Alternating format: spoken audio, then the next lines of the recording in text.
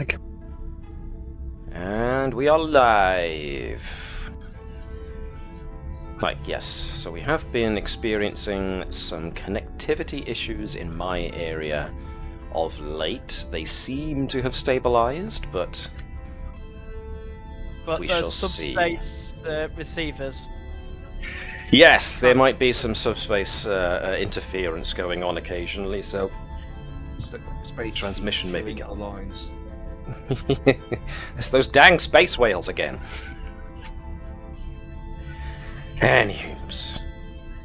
Right then, we almost have everyone, don't we? We just need to give our science officer a bit of a prod.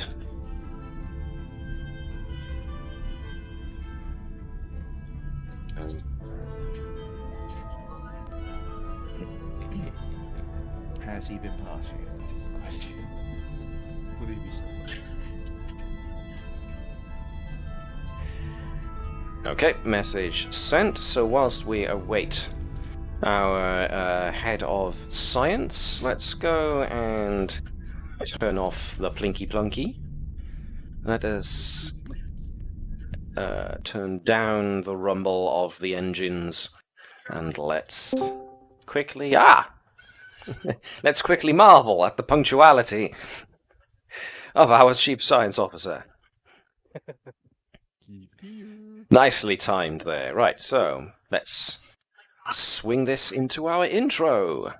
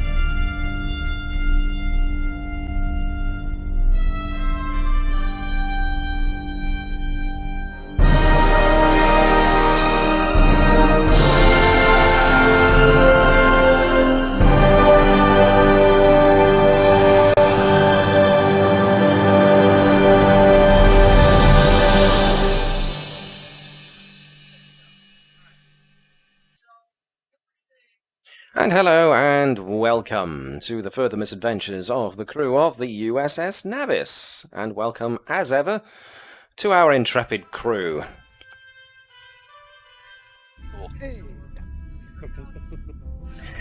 First officer's log, it appears that the changeling Edwards has sabotaged the comms again. Of course. Claude's log, been firing torpedoes at the Baku again. Always cheers me up. The Baku. They were those annoyed people for insurrection. Right, yes, of course. That's why I don't remember that very well. You repressed that memory. Yes. Although I did like the fact that in the last but one episode of Star Trek Picard Season 3, Captain Shaw brought it up as one of the many things to hold against Picard. Yeah, he goes, you should have let them die. It wasn't even their planet. Do you know how many people's lives we could have saved? Somebody forgot the Prime Directive just so he could go snog his girlfriend on the... Exactly, the Prime Directive didn't apply, because again, it wasn't their planet. Yeah. Prime Directive applies to civilizations, though, doesn't it? I still like Riker's response about those were the days. Yeah. I'm sure Kirk had a similar response, didn't he? I remember the days I could just violate the Prime Directive at will and snog every alien babe I came across. Those were the and yet days. When Harry Kim tries, he gets tested and then gets shoved in the brig. He just can't get a break, can he? Poor Harry Kim. What was that joke goes? What did Harry Kim say after he gets his promotion? We'll never know. Computer. Let me know when the spoilers are done. I'm very sorry, Anne. Are we spoiling Star Trek Picard for you? I've started watching it, but I haven't finished it. That's fine. I didn't say anything that spoils what actually happens, but the character of Captain Shaw is one that I do dearly love, and I would like to see him get his own series now.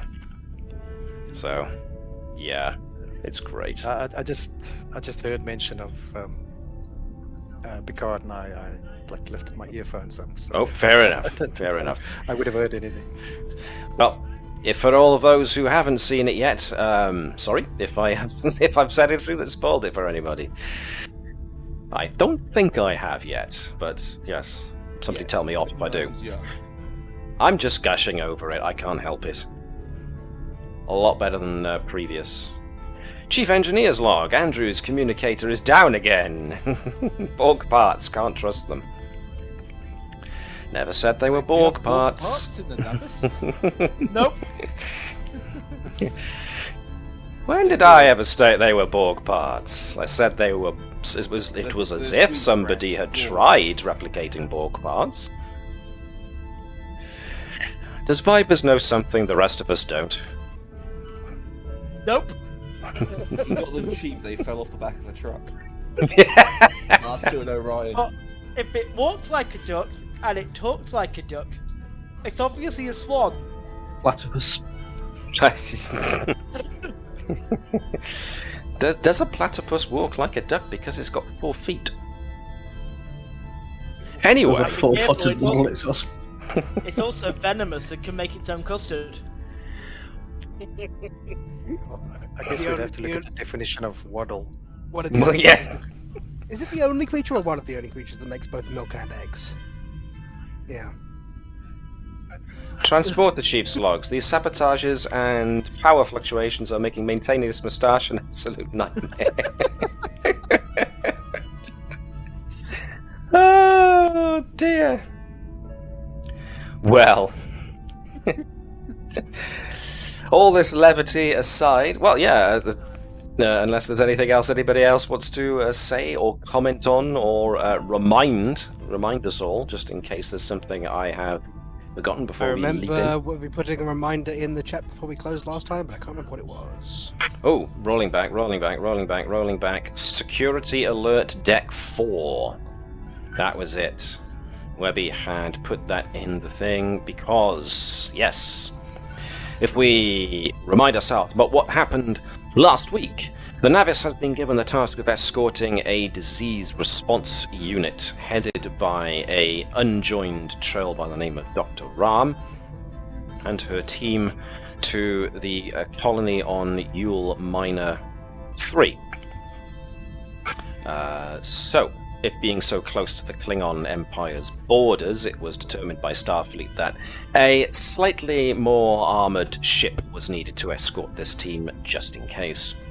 However, shenanigans have abounded since you guys have gotten A, close to the Klingon border, and B, not too far away from Yuul Minor, as, well, you were forced to drop out of warp because somebody, it seemed, sabotaged one of the plasma injectors, I do believe, for the port nacelle, which forced you all to come out of warp before things went really, really bad. Let me just consult my notes here a little bit. So yes, you've had some power outages in multiple systems. Comms have been restored. Weapons are still knocked out. Shields are down to about 60%. You've gotten external sensors back recently too, because you were flying kind of blind previously. But a full... Yes, you got impulse drive. Warp drive is currently offline. The warp core is still on, feeding power to the ship. But as yes, the warp drive itself is currently offline because one nacelle is badly damaged and the other one had a bit too much strain as it was forced to pick up the slack from the damaged, or sabotage as it turned out, nacelle. So dealing with all of this, you have discovered that, well, you have a suspect now. The good doctor and Ensign Edwards, Dr. Bertram and Ensign Edwards, were asked, along with Chief of Security, Lieutenant Bravo, to go round up the disease response team and get them to basically check their quarantine equipment in the main shuttle bay, so that you could have an excuse to run them all through a bioscanner to see if any of them were other than who they claimed to be. And just as you were starting to march them down the corridors to get them to scan, one of their number, a Lieutenant Hunsley, who was apparently the technician for the disease response response team, I should say, did something which caused the lights to momentarily go out on deck. Where are we? The science labs are on deck 4. And when the lights came back on, Lieutenant Hunsley was nowhere to be seen. But, as well as that situation, we've also got the fact that when the engines were temporarily knocked out, the ship was drifting in the direction of the Klingon border. That has since been rectified, but there are Klingon ships on their side of the border shadowing your ship at this present moment in time. So, just to give myself and everybody else a slight reminder of where folks were,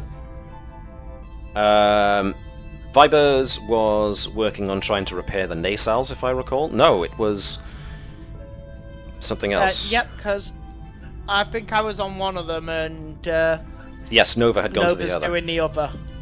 Nova had essentially has kit bashed the other one, quite successfully, I might add, so that the actual sabotaged nacelle has now been cunningly rewired. I say cunning, that suggests forethought went into it. A degree of forethought has gone into it. Let's not downplay Nova's skills here.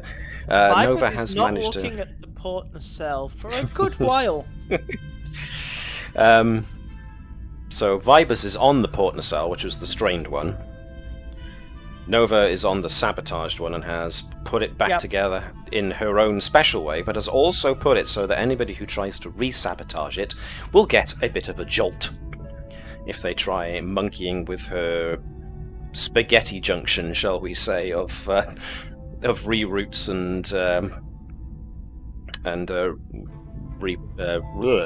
I can't think of anything else except reroutes. Spaghetti junction is a good word, though, a good comparison for all these wires sticking out all over the place. Vibers isn't looking at the port nacelle because there are Klingons on the starboard bow. And if you remember that tune, then that kind of shows your age, doesn't it? I don't know what you're saying.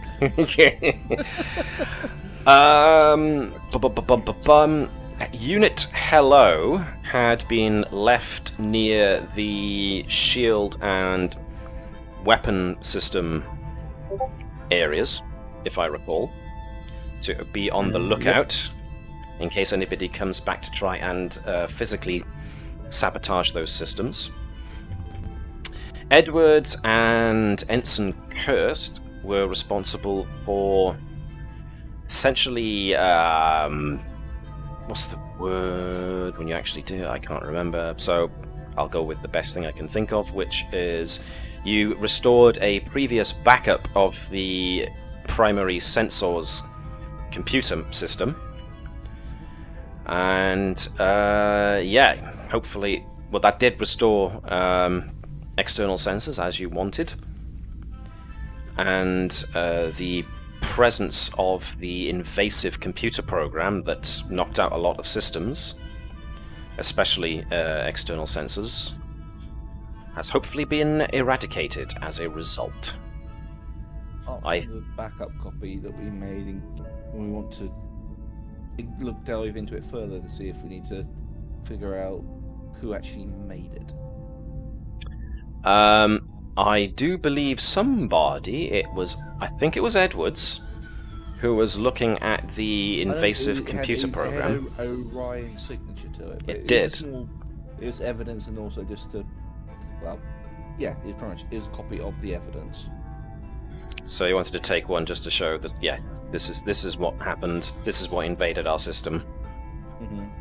Also, it might be a way of using it to prep defenses for next time. Sure, yeah. Obviously, this one is a lot more sophisticated than the security override that the Orions... words are failing me, as per usual, that they enacted whilst you were on Narendra Station. This one appears to be a lot more complicated as a result, but you did restore a backup, so hopefully that's gotten rid of that. Is there anything else I have forgotten that somebody was doing that I haven't drawn attention to? I don't think there was. Nope, but up. Be right back, says Jan. Okay, fine. Okay, so let's change the ambience a little bitty bit. And go to...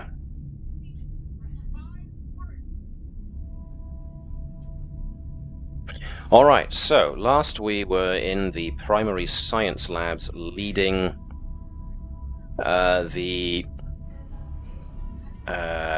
disease response team to the main shuttle base so that we could give them a good scan, and that is when Huntsley disappeared. So currently in that area are Lieutenant Bravo, our Chief of Security, who is a Betazoid telepath, and we of course have Ensign Edwards and Dr. Bertram. So, Doctor, Ensign, and whoever wants to be Bravo, whilst Jan is otherwise away. Oh, he's back now. Jan was playing the part of our security chief as well during this particular scene. Therefore, if Jan would like to reprise the role, what are you going to do? Bravo used his telepathy to try and sense whether or not anyone of the team was behaving or thinking in a way that suggested they might be responsible, and sure enough, Huntsley acted and has now disappeared. What would you like to do? Raise the security alert. Sorry, raise the security alert and calm the bridge crew. Yep, it was noted that a security alert for Deck 4 would be issued. So, yes, indeedly do. Informing basically all the bridge crews. We think we found who it is. I can't remember his name, so it's gone from my mind already. Helen Huntsley, wasn't it? Huntley. Correct. Thank you. Yeah. Huntley is disappeared. Suspect he's been the saboteur. Can we ask the computer to see if he can locate them? If he's panicking, he may not have immediately thought to discard his comm badge. That's the point. I probably would also ask the Bravo, is it worth also putting a security detail on the decks above and below, in case he's able to get through to either one of them? So, would he be able to transport inside the ship? Would Huntsley be able to transport inside the ship, or would Bravo? Is the Huntsley. Huntsley. It's unknown at the moment. Until of course somebody actually says, remove all access to systems for Lieutenant Huntsley. Yes, let's start there. So what have you got on Deck 4? You've got Sick Bay, the Chief Medical Officer's office, the Primary Science Labs, which is where you are, the Junior and Senior Officers' quarters, and the Counselor's office. Nowhere particularly crucial that somebody like Huntsley might go for. So, at the moment, if he's just running, then to answer Gareth's note about Dr. Bertram asking about where he could be, to the computer responds that Lieutenant Huntsley's comm badge is currently descending in a turbolift to Deck 5. Can you lock down that turbo lift? Prevent it from being accessed or anyone from leaving it, or prevent it from moving? I would be tempted to, if you're going to send someone to open that, it'd be a light detail. I don't think you'd be, what's the phrase, reckless enough to let himself get trapped in it. I think it might be a ploy, given the level of intelligence and sophistication to do what they've done to the ship. Possible, but doesn't mean. I mean, it doesn't cost us to lock down the turbo lift. Oh no, yeah. I mean, it's just if you're going to send someone to actually go into it, it'd be worth sending a light detail and not just use too much security resources on it, because it's most likely going to be a ploy. Yeah. The version from what might be happening here. Mm-hmm. Okay, so you asked for basically your chief of security to put guys on this level to try and see if they can stop him, but now to get guys outside of the turbo lifts in Deck 5, but to do so cautiously. What are your three characters doing as a result? Also, apart from the message to the bridge crew, I'll ask Dr. Ram how well she knows Lieutenant Huntsley. And Jan was going to offer something as well? Yeah, Bravo will continue to monitor the people that are still here. I mean, we would expect surprise. Yes, so I will... Yeah, I will give you that, and it kind of runs concourse to what Gareth just said as Dr. Bertram asks Dr. Ram how well Huntsley was known. So yes, Bravo gets the telepathic sense that the disease response team are actually quite surprised. And Dr. Ram herself states, Huntsley? He's been on my team for years. He has been acting a little twitchy recently, but I just took that as because this was so this disease outbreak on Yuul Minor was so swift, and what with the tensions with the Klingons, it was nerves. We've rarely been called to anywhere near to a war zone before. This is completely against Huntsley to act this way, at least as far as I've known him.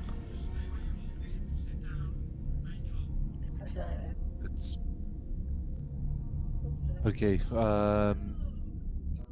Lieutenant Ensign, we need to make sure that the disease response team isn't left standing around in the corridor for a start. Yeah. It might be an idea to, if we can review the work that Huntsley was doing as part of the team, in case we can find any hidden motives he might have been putting in place. Dr. Ram will tell Bertram that Huntsley's job is nothing to do with working on any of the diseases. His job is he's the technical supervisor, so his job is setting up equipment and making sure it's working. He doesn't actually do any work on the disease, the virus, or anything like that. His job is purely technical. Okay. Technical regarding what devices in particular? That's a good point. Pretty much, if that question is asked by any of the guys here assembled, from the voice in your mind, it's fine. Bravo's telepath. Someone else thinks this somewhere on the ship, and Bravo goes, that's a good question. So yeah, all the equipment that was brought on board, and of course setting up the lab so that it has at its disposal all the required computer programs necessary for creating models to try and run simulations to treat this unknown disease, or at least to break down its genetics. So Huntsley would have had access to the equipment coming on board. He would have had access to he would have been the one setting up the science lab. He would have been the one accessing the computer system in order to make sure that it had all the programs necessary. It might be worth if he was the one setting up the science lab and the systems. It might be worth checking to see if he was setting them up in any way that could facilitate what was going on here. Indeedy. Swing by. So, I think we're once still again, close by to it, aren't we? yeah, you are still pretty much. You hadn't gone very far from the main, the primary science lab when Huntsley bolted. Right. So you are close enough to put the disease response team back into the lab if you want to confine them there for the time being. I say, while we're potentially doing that, I'm going to take the opportunity to grab a device that finally has an excuse to be field tested. That was based where again? As far as I know, it would have been still been in the lab, unless it would be in an armory. It hasn't been tested yet. It had- Natala wouldn't have left it a weapon just lying around in a lab. So armory. Is there It would be an nearby armory. army? Never mind Yeah. then. Yeah. So let's see. Let me It never came find up, so where if the it's in armory's lab, that would at. have been easy enough. If it's going to be out of the way, then don't worry about it. Well, let's see. Deck 3, officers' quarters, holodecks, primary shield generators. Deck 5, junior officer and crew quarters, main lounge, secondary science labs, cargo bays 1 and 2. Deck 6, primary computer core, tertiary science labs, cargo bay 3. Deck 7, primary computer He said it's not core. going to be a short grab, so don't worry about it. Just ask Bravo to grab it next time he's coming round. Or ask Glatude to beam it over, please. Flight Ops Armory is on Deck 8, but that's not the Armory. But it Find is the some nearest one to the labs. Fore aft torpedo bay control, torpedo manufacturing, There's a decent chance it is in the light as it is the nearer one to the labs. Yeah. There is an actual armory. I will find it. I'm determined now. I'm committed. I'm gonna scroll through these decks until I find it. Primary machine shop. Sorry if this is taking time though, but I'm gonna. I should know this, but I forgot. In my dotage. Fusion power generators, enlisted personnel, living quarters, stellar cartography. Chief Science Officer. Armory is on Deck 14. So some ways down. So, yes, the Armory is in Deck 14, some ways down. So, as a final note, what are the team of Edwards, Vibers, and Bertram doing? Well, I said if the armory's not on the way, then I'm not going to waste my time. So, Well, I assume we're updating the captain and I the didn't say first officer all of this. I did say messaging the bridge crew. Yeah. I think we've got a very valid reason now to confine the team. Yep. So I think we don't have to play around anymore. We can confine them, and if we need to, we can run tests. Yep, indeed. Still think it might be worth examining what was set up by Huntsley in case he was doing something else, Definitely. or if he left any sort of trace, if he was doing anything in the equipment and computer systems he was setting up and interacting with. It might give us a clue of what's going on. Okay, then, never mind. So, yeah. So, I mean, does Bertram want to do that? Does Bertram think Edwards should do that? Are you three sticking together? Or are you breaking up? What are you doing? I'll keep with security Bravo. I'd imagine to be falling back on the security training. Okay. So, is Bertram going to be checking what? Yeah. Well, okay. Bertram will check stuff out here. Okay then. It's probably better doing that than getting away chasing after a potentially dangerous criminal with his complete lack of security training. I don't know, I seem to remember a time when Dr. Bertram tackled a Romulan spy to the ground. Those were the days. I mean, if you want to field test the gun, just point in a direction and fire. It's kind of hard to miss with it. I'll have you know, when he did that to the Romulan, it was basically just surgery on the ship. He was extracting a rogue cell. Well, you put it in such clinical terms. I'm a doctor. Alright, so, that means that Bravo and Edwards are going in pursuit, I take it? Excellent. Alright then, so the Doctor's going to remain behind and have a look at what Huntsley was up to. Have its hand phaser tuned to stun. Meanwhile, back on the bridge. So let's remember that even though tokens are present on the bridge, they're not actually present on the bridge. As Edwards and Bertram are elsewhere, Vibers is in the port nacelle, Area Nova is on the starboard nacelle currently. Bravo is actually going to team him over here with Edwards. And I'll keep Hello over there as a little nod to myself to remember that Hello is watching over weapons and shield control systems, just to make sure. So, back on the bridge, there is the sudden notice for Natala, at the very least, that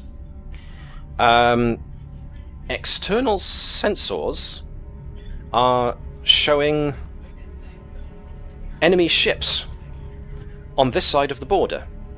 No, wait. No, those are asteroids. No, wait a minute. No, they're returning back as mining ships. No, wait, they're asteroids again. Just shutting down the external sensors and relying on the communication grid we set up with the two smaller craft. Yes. Now, the two smaller craft, weren't they brought back on board as soon as external sensors were put back online? Which is why Thazanan's back on his seat again. Or I might be misremembering that. Maybe they weren't back on board. I didn't realise that had happened. I might be making that up then. If anybody else can corroborate one way or the other. I know they were on. We were recalled, and Thaznan took a last spin around the. Okay. That was it. I remember that. The last spin with the Samson. That was it. He got his last as much time in as he possibly could. Right. Yes. So, external sensors are going a bit wibble. But now they appear to be back to normal again. And so the communications network is there if we can put something into place with which to use it. What's the thing we can launch fastest? Worker bees, or anybody got any faster ideas? At the more or less the same time, Kaval is getting Commander Thazanan's getting a report from the navigation that there is a... What's the word I'm looking... I keep doing this, I keep forgetting words. There's an error in the navigation systems attempting to realign the navigational deflector. It does that automatically. Well, I report to the captain, and I assume I now know that there was sabotage on the nacelle. I think I'll request that we, the bridge crew, have a quick look at the systems for the deflector or the navigation systems, and see if that maybe has been compromised as well. That's when the lights flicker and die before coming back on, and the consoles in front of you all start to jump and jumble. As, yes, it seems that a good many more systems are starting to become affected by something that's going on.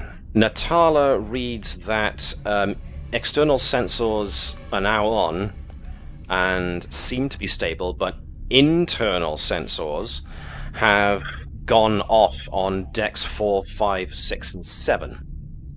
And internal communications have also been lost on those decks.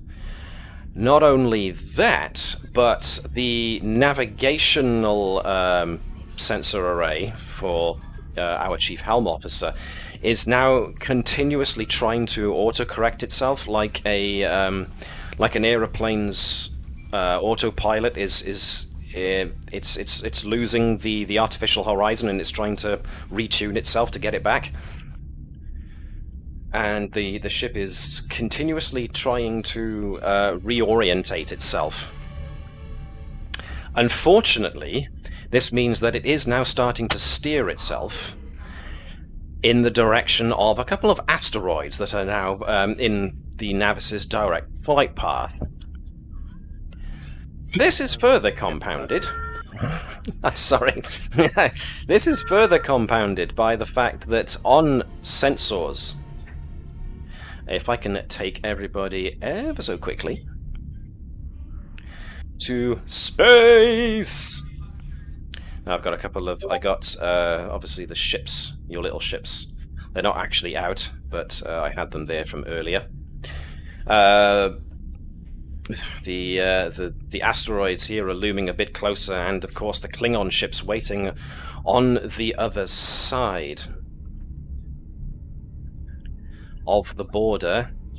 And as you're all watching now, those watching the sensors, a bird of prey begins to cloak, and at the same time the other Klingon ships vanish from sight.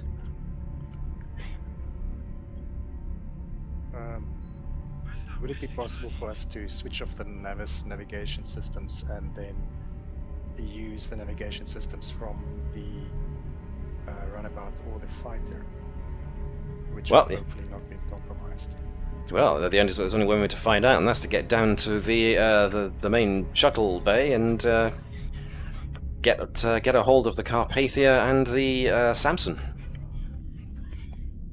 Is it wrong that I thought of a way of keeping them on their side of the border, and it involves something basically akin to a snooker break with those asteroids? It's an idea. Space is big, rocks are relatively small.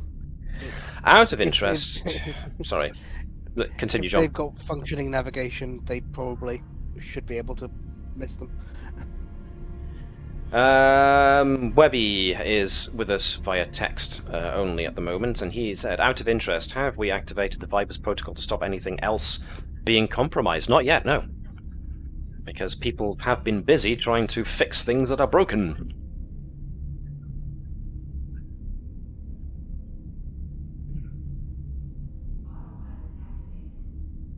So, you've got a number of problems at the moment.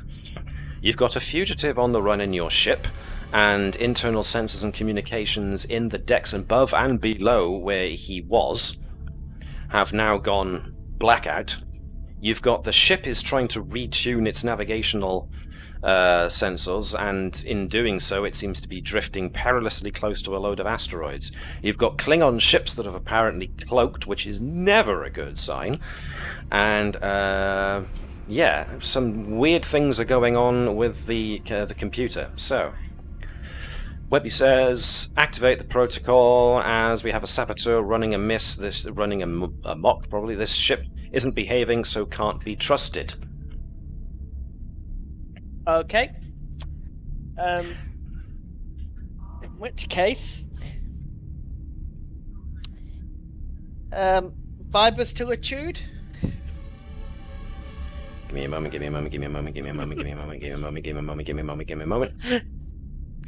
Lechude here, Commander. Are things going weird for you guys too, or is it just me? Yes. I'm putting my code in. I need you to put the full protocol in effect now, the anti-tamper one. Oh, So right, I need yes. you to do your authorization as well. Hold on. Authorization. What was the code? Oh no, wait, it was my handprint and my eye scan. That's the one. Right. And that's my side. Ditto, fibers, authorization. Yep. Kano 75 Gamma. At which point the main computer spouts with Viber's Latude protocol in rejected.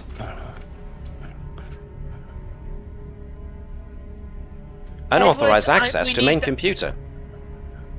Edwards, we need that restart. All right. Communications are down, aren't they? Yes, which means that little nugget goes nowhere.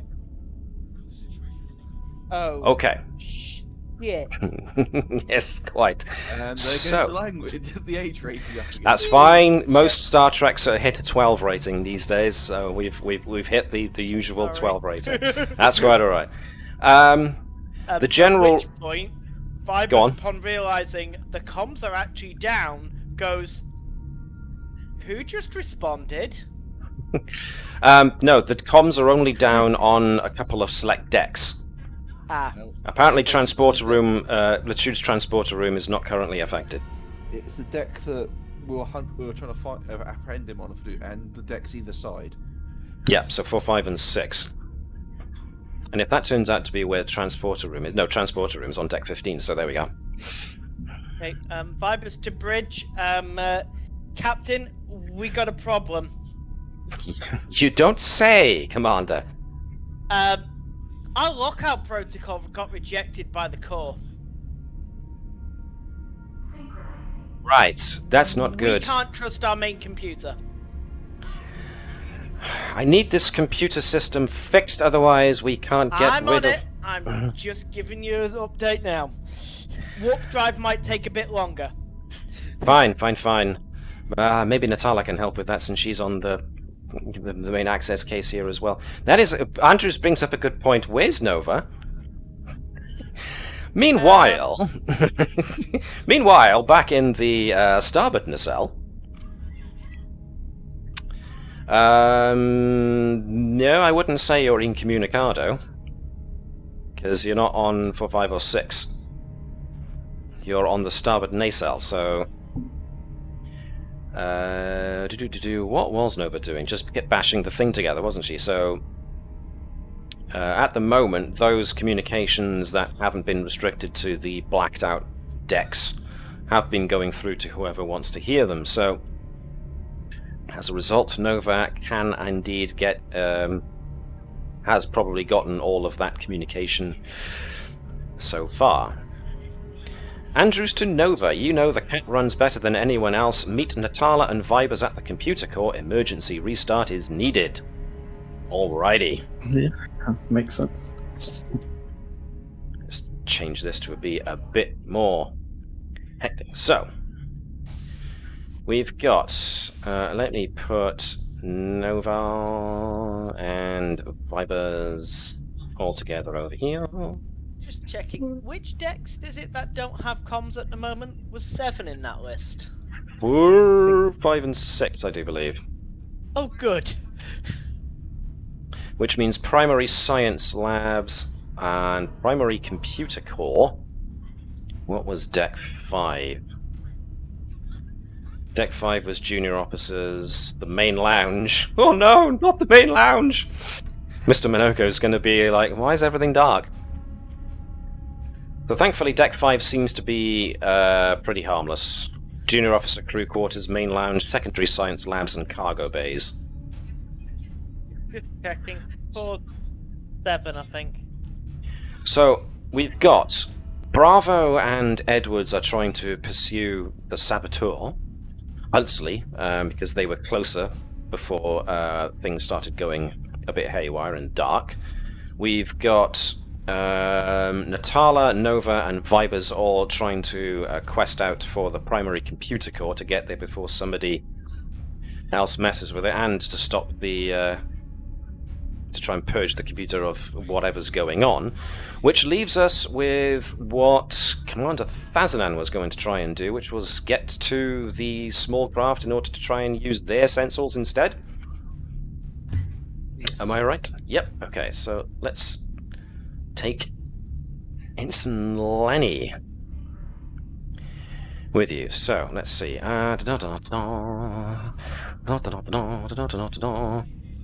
will keep Lenny and Thazanan here for the mo. And I think their best bet at the moment is to... Andrews will take the helm again. Yep. And he was better suited... Let's move people about a bit. Lenny was better suited on the Carpathia. Yes, everybody agree with that? Awesome sauce. Right, so Lenny and Cabal are on the Carpathia, whereas Andrews takes the helm of the Navis. So if we jump back out into space, we've got the Navis is starting to drift close to the asteroids, but if Andrews can get the Navis back under control, that would be awesome. Meanwhile, Lenny for the Carpathia and Hazanan for the Samson. So you guys are going to try and tie in their sensor systems to the Navis using what was already linked up via the communication method, so this shouldn't be too difficult for you. As Lenny and Hazanan get into their respective ships and start powering them up in order to activate the sensors and join them back up to the communication line that was set up by Natala and Ensign Keshen, that's when... as soon as you get the smaller craft sensors back online, that's when you get an alert that a Klingon bird of prey is now on your side of the border and is proceeding towards the Navis on an attack vector.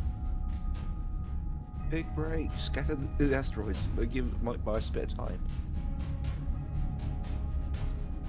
So they're going to need an additional point of power to... That pilots his ship onto their bridge and just shoots the captain and then flies back out just to make a point.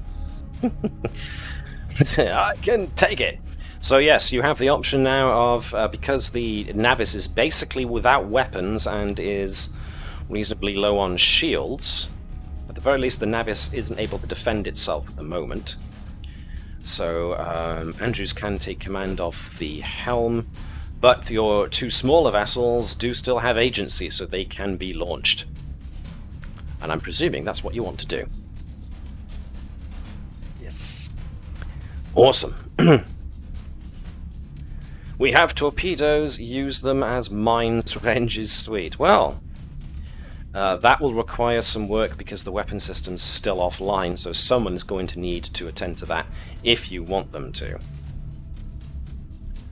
But I mean, if we want will... a Harry Kim special, we can do that. Well, yeah. It's not. I'm not saying it's outside the realms of possibility. I'm just saying that if you want someone to monkey with the torpedo delivery system, they're going to have to go and actually monkey with the torpedo delivery system in order to be able to do that. Claude can simply push them through the tubes. Well, yes, which means that you need to send Claude to the tube to push them out.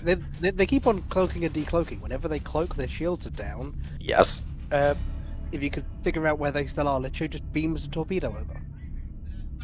We will. All right then. So we will get as the runabout and the Samson launch from the main flight bay.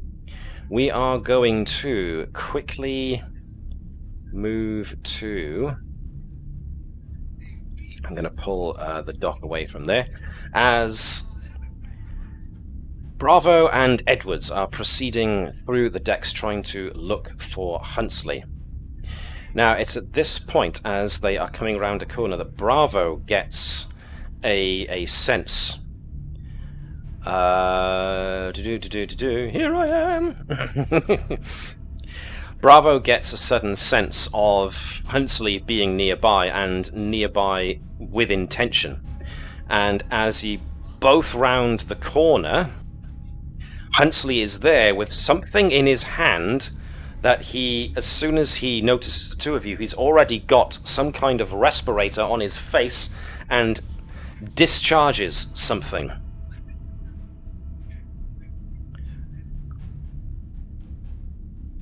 Time to hold my breath. Well, this is the thing. Bravo was not caught unawares because he had the telepathic sense of it. Edwards, however, is just careening around the corner following Bravo. So, Bravo has to make a decision. If he goes for Huntsley, whatever Huntsley discharged will probably get Edwards, because Edwards, like I said, wasn't alerted to the fact. Or Bravo can do a heroic thing and maybe jump in front of it to intercept it, or try something else. Up to you, if you can think of anything. I think a pawn swap is going to happen. A what, sorry? A pawn swap, as in chess. He's going to take him, and he's going to let Edwards take whatever's just been thrown. Kill the changeling, says Webby. Alright. Huntsley discharges something, some kind of aerosol spray, and Bravo puts himself in the way of it, I take it.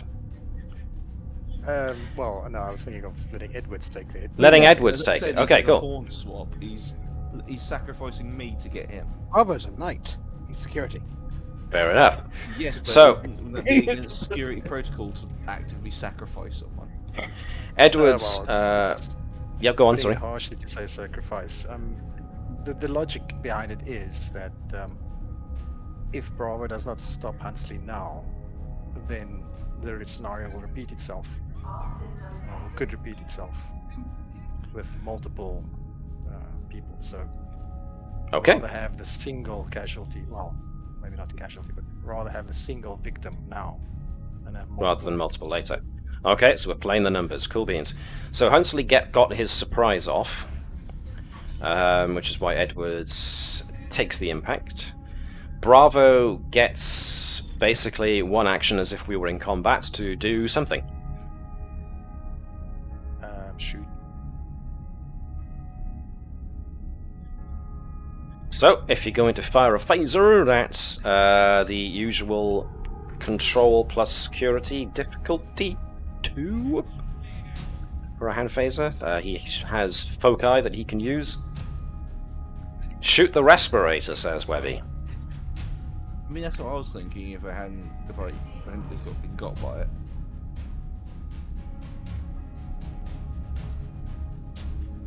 Bravo bomb, says Gareth. I think he meant Huntsley's respirator, so he gets affected. So, Bravo has got a value of protect the crew, so I guess... It looks like he's used his determination, though. Okay. Alright. Okay, so that'll just be... start with a type 3 phaser, and I think I'll... heck, I'm gonna put on 3 momentum, unless anybody objects. Does anybody object to using that much momentum? No? Okay, go right ahead.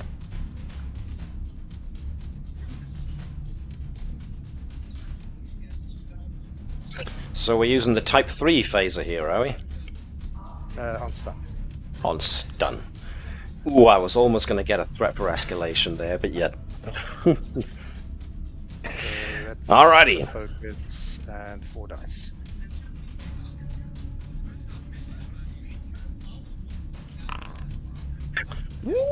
Six successes. Now, you only needed 2 to hit, so you can either bank those extra 4 to bring the momentum pool up to full, or you could throw some or all of those extra 4 onto damage.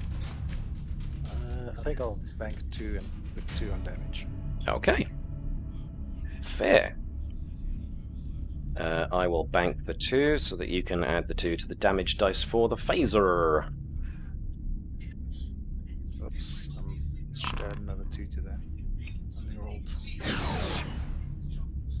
Woo! 7 successes, 3 effects. The effect was for stun, wasn't it? So There should be another 2 dice. I've got to add the 2 for the momentum. right. So if you could roll 2d6 for me, please. See how much extra we get. So it's just another 2 on top of that. So it's 9 successes, 3 effects. All of his stress gone in one shot.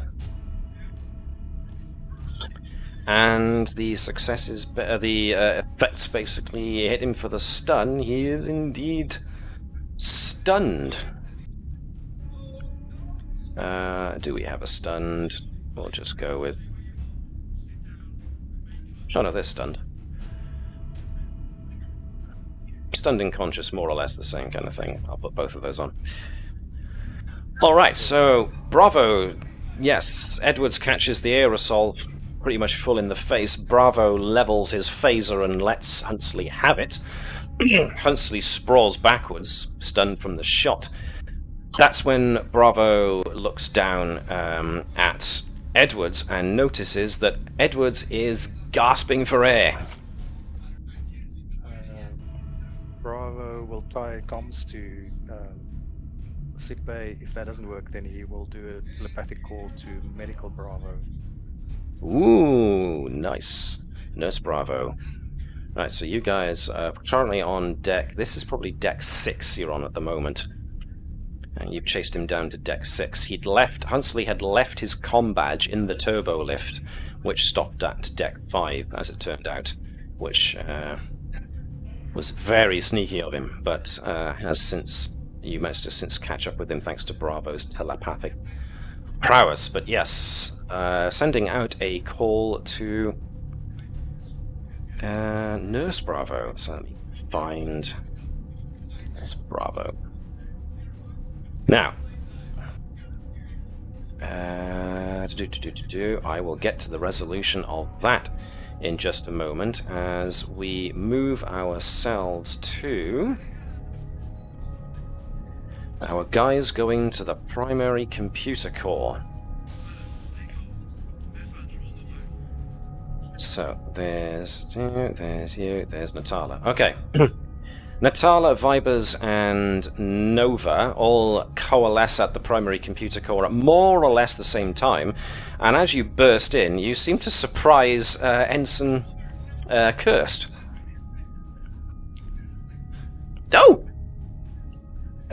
Commanders, Lieutenants, did I do something wrong? Again? No, Ensign, what progress have you made with getting the core back? I don't know. I didn't realise that the computer keeps on spitting out random error messages at me. I don't know what's going on. I mean, I just wanted to check that what I did with Ensign Edwards, with restoring a previous backup of the sensor system, had worked, and when I looked at it, everything seemed to go weird, and I was afraid it was my fault, and I started trying to do things, and I'm not sure if I've made it worse. Well, this is a system that Nova wrote, so your guess is as good as mine. Nova wrote it? That was my understanding. Nice. I've completely forgotten that. Thank you for reminding me. So yes, poor Ensign Kirst is shedding through stress at the moment. So there's a fine collection of feline fur kind of scattered all over the place, as Vibers goes straight for one of the primary computer control systems. Okay. So what are you guys doing? I'm putting the system into lockdown effectively. Everything's off. Everything that can be safely locked down and disabled is. Alright, and then so... I'll start restoring from backups. Okie dokie. So this sounds to me like this is going to be an extended task. Because you are looking to suspend current operations whilst fighting fighting a resistant computer system, and then trying to restore backup. So let's go with a work track of that with resistance of that and magnitude of that.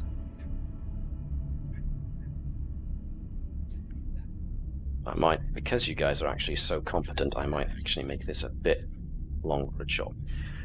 So there are Control Alt F4. Just going to set Task Manager up and end all processes. Right, so there are 3 of you. So what would each of you like to do? Is there going to be somebody's going to be the primary? Some guys are going to be assisting in different ways. You don't necessarily have to be doing the exact same thing that Vibers is doing. Vibers at least is doing this from a computer's standpoint. Nova could be doing something using inner workings to try and isolate the systems. I mean, Natala has got safety protocols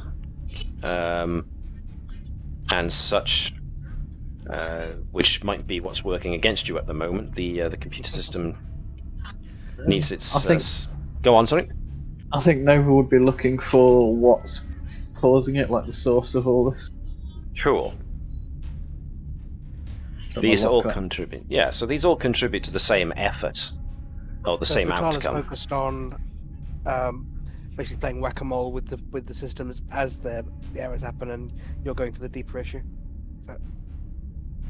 And one is looking to try and restore from backup, basically.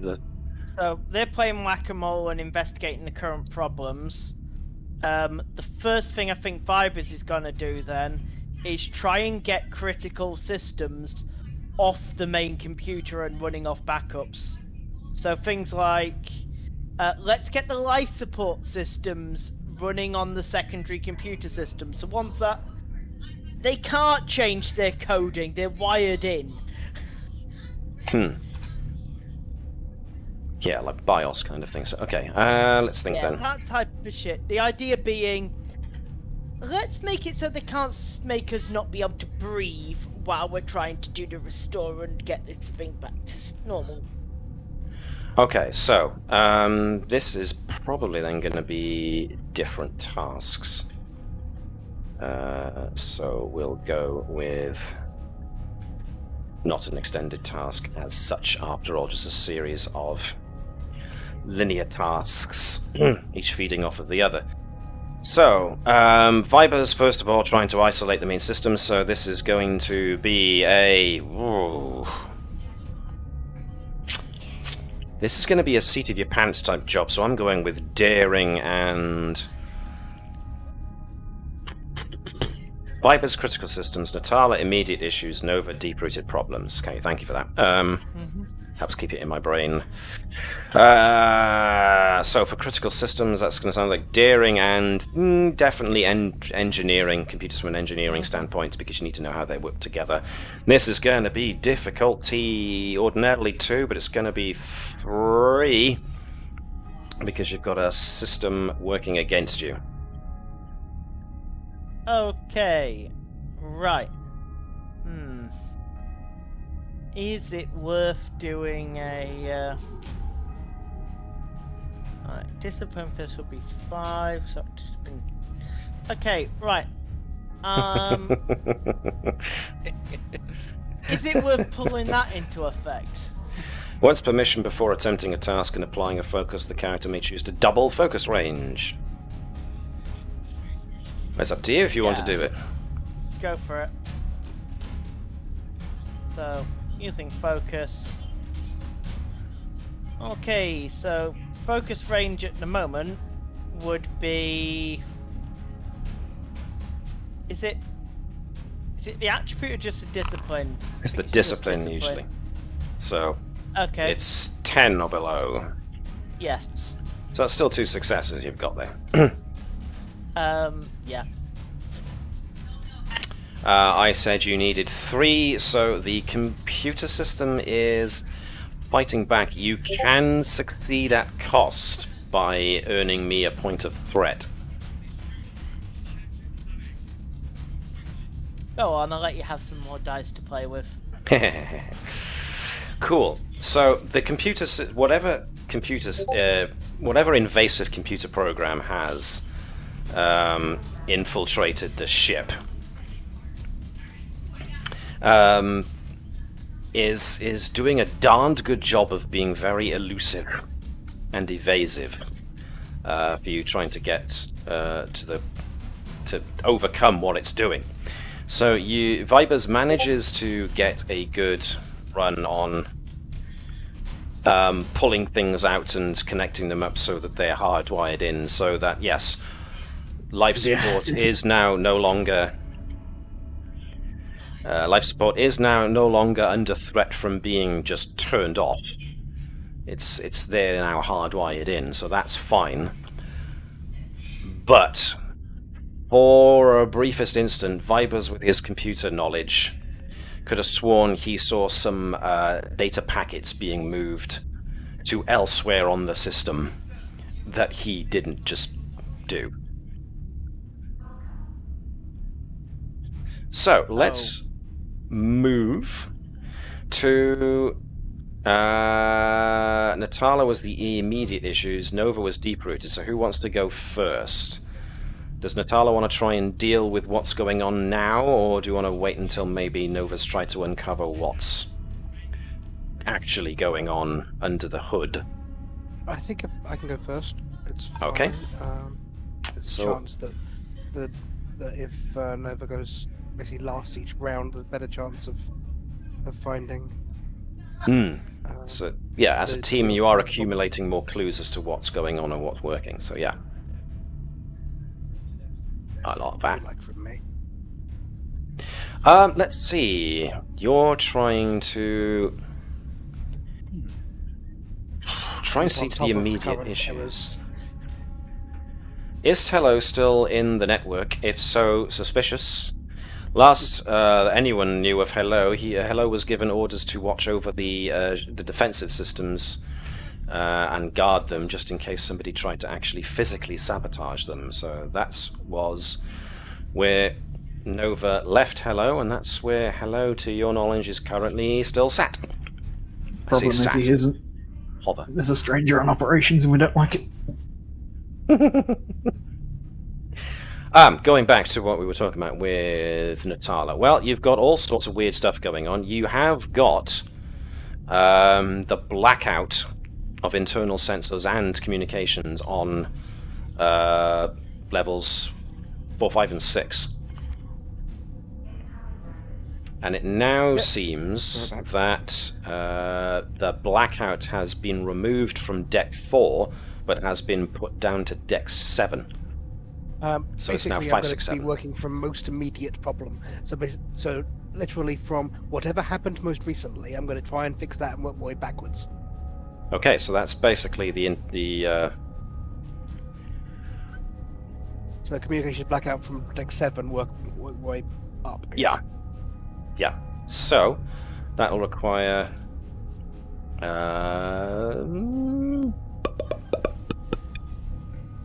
I'm going to go with reason, and you've got engineering on. That's not a bad one.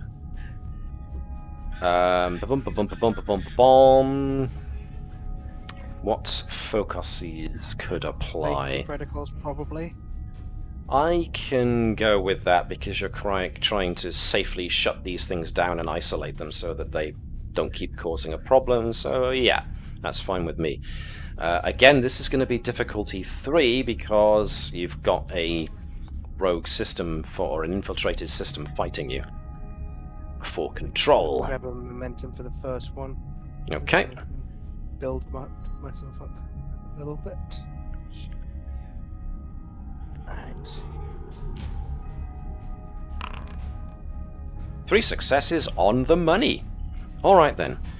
Natala manages to step in with some security protocols. The good thing about these kind of security protocol programs are they are deep-rooted. They are one of the first things you tend to program into a system to make sure that it's safe to use, and you can shut it off if things go bad. So the fact that an invasive system locked out the internal sensors and communications on Dex 765, Natala gets into the system on Dex 7 and institutes basically an emergency reactivation. And for the briefest flicker of an instant, just like with what happened with Vibers, as Natala is activating these security computer programs, there's an extra application that seems to be running, and the moment those safety procedures Natala put in place activated, that errant program then seemed to go away, as it were. It retreated into the system. But that's twice now that two of you have encountered a program that's basically wandering about the system by itself and seems to be doing nefarious things. So now that we get to Nova, who's looking to try and actually diagnose what this problem might be, this is going to be poking into the inner workings of the ship, if you want to go that way. Yep. So, I mean, what method do we think Nova is going to be using here to try and work out what's going on? Madness. Through a method. Indubitably. But was there anything that you had in mind? Should probably start by patrolling systems that she's like intricately familiar with and see what's been changed in those. So things like the power and stuff that keeps getting turned on and off. Yeah, like, she'd be quite aware of what would do that and what shouldn't be doing that. Yeah. So as operations officer, Nova is used to dealing out power and basically processing from the main computer. So that wouldn't be outside of her purview at all. It'd be very much inside of it. So, yeah, cool. So let's see. Natala, pardon me, and Vibers have just mentioned, I hope, what they've discovered when trying to get things working again. So, or at least stop things. Secret. Changelings everywhere. Only changelings. In fact, they're all changelings. They just don't realise it. They're all each so in undercover.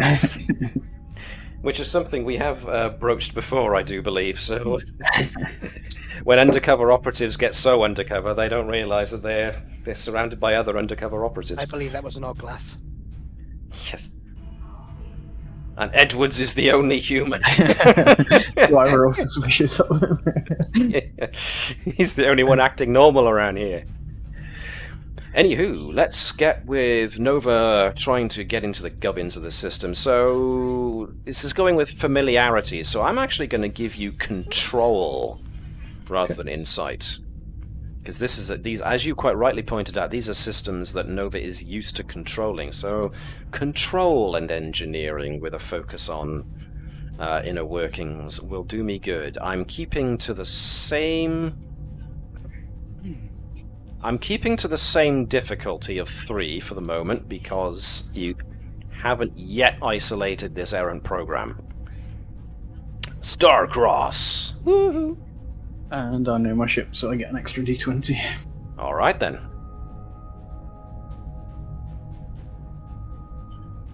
Let's try. Go. Doubling focus and getting extra dice. 3 successes, exactly what you needed. So, Nova recognizes that there is a program here monkeying with power and system priorities for things like internal sensors and the main computer and communications. And because Nova's so familiar with these things, it's like, well, it's not that one, it's not that program, it's not that program, because I deal with these all the time. Wait a minute, where did that one come from?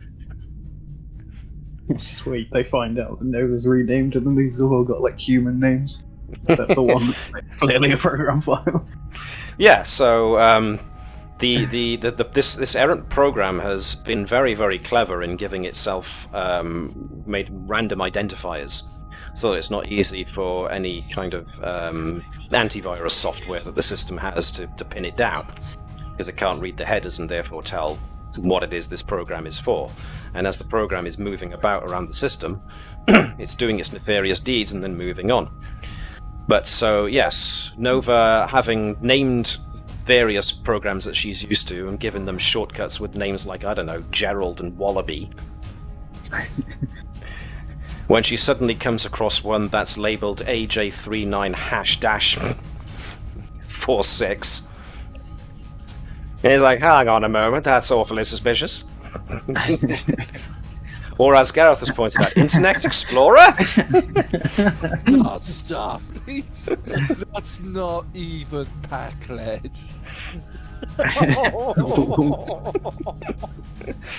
Wow, we are going for the low shots tonight. Yes, I apologise for losing that Microsoft sponsorship, by the way. If they'd have offered, I'd have turned them down.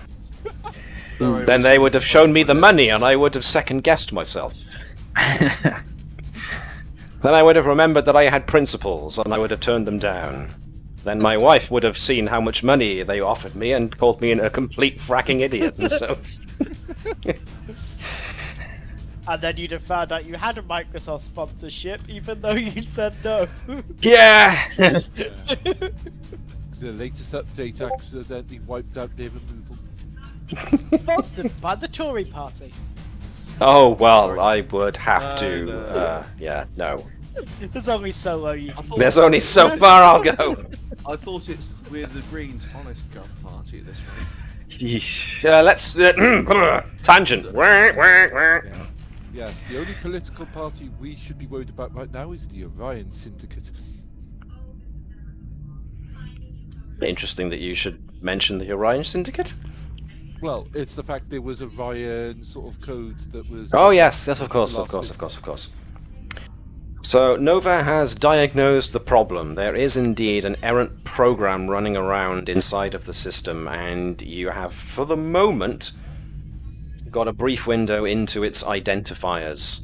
So now it comes down to what you can do with it. But before we go any further with that, we are going to have a brief little sojourn. I say brief. We're going to have a sojourn out into space.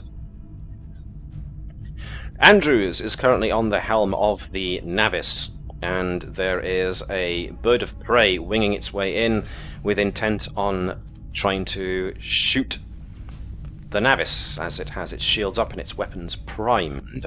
But we also have the Samson and the Carpathia in the launch tube ready to go, so it comes down to... I am going to... Hang on a second. God, the timing for this is bad. I'm about to press the off button. Yeah! Don't think of it as bad. Think of it as the last thing the Klingons would ever expect, so they'll be taken by surprise, giving us the advantage. I thought that would be the opening salvo being ramming speed. We'll Plotting here, just to make sure. as the Navis goes off, Andrews, you need to send a message saying, we've decided to actually give you a chance, seeing as you failed so many times. You say that, Alex. Right then, so... what order do you want to go in? It's usually players act first. So which of you guys wants to act first, basically? Does Andrews want to act first so she can get the Navis into a safer position? Does Thazanan want to act first so that he can basically pilot the Samson at the bird of prey? What are we... Oh, we're using quick to action so that everybody can act first. That's for the first round, at least. On the bird of prey. Okay, spokes. So let me just monkey the numbers around a bit. So, Cabal wants to go for the bird of prey. The bird of prey doesn't get to go yet because Andrews has activated Andrews' ability. So let's see. 5, 4, Clawt at 3, Lenny at 2, and these guys all the way down at 1. So then, let's have Cabal. Now, the attack fighter is pretty much can be piloted by just one pilot, but of course you are using your actions, and in order to you won't be able to do what am I trying to say here? Usually you have a tactical officer doing the shooting and you have the helm officer doing the flying. With a fighter you've got someone doing both. So I will rule that if Cabal is just plain old piloting and not doing any attack maneuvers or evasive maneuvers, then just moving the fighter will be considered your quick action. Your slow action can then be actually using the weapon systems on the Samson. But if you wanted to actually do an evasive maneuver or a combat maneuver, you would more than likely have to spend momentum to give yourself extra actions.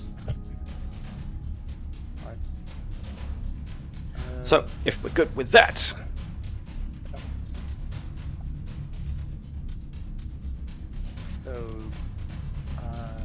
I would like to do an attack run on the Klingon vessel, but I will be using precise evasion.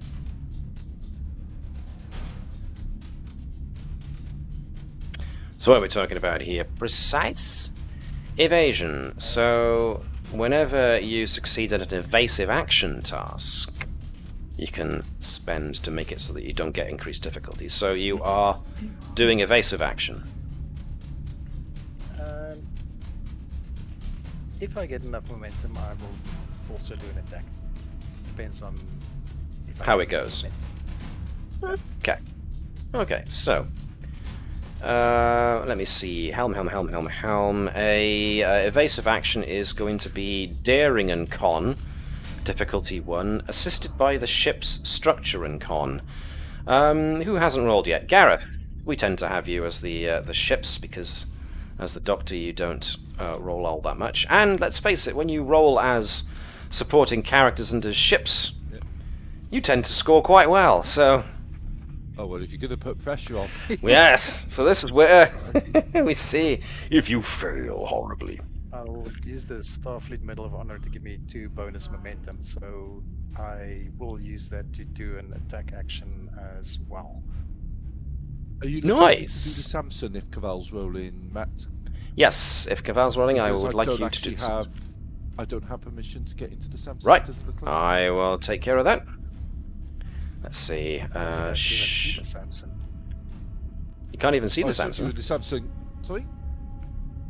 Can you see the Samson? I can see the Samson, I just can't access it. My fault. See the Samson. But I assume it's the same as the Federation attack fighter. It's in ships underneath USS Navis crew and ships. Yeah, I don't see it. Oh, there's the Samson. Oh, I see it. Yeah, cunningly disguised. It is there on the map if you want to double click it. So.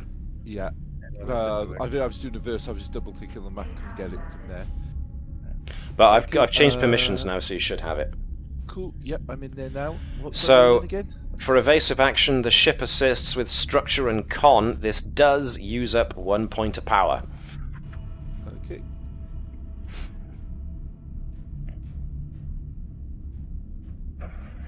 So that is evasive.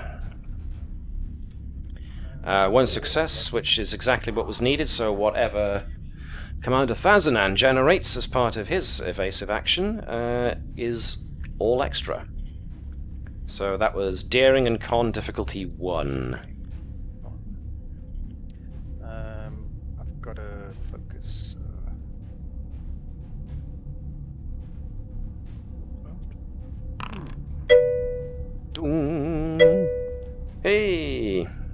Hi guys. MS Slay 0. Thanks for joining us in the middle of a combat encounter. We are all good. We're just seeing how well the Navis's new attack fighter is against a Klingon bird of prey. And oh dear, there was a complication. Right, okay. But you got successes. So, let's just note down that you have done evasive. There is a complication. What'll be the complication? You're doing evasive maneuvers. So, as a result of doing evasive maneuvers, Kaval's probably being clever here and is trying to use the asteroids to his best advantage. However, there's an asteroid in this flight path, yes indeed. As there are asteroids in your flight path, I'm going to say that the difficulty to actually hit the bird of prey... Where am I from? Or where are we all from? Sorry, we got somebody on chat asking us questions here. Well, I'm currently in lovely, not-so-sunny Wales. And we appear to have got a stable internet connection, but we got our players, our intrepid players, are from all around the place. And our adept pilot here is also joining us all the way from South Africa, so... we come from all over the shop.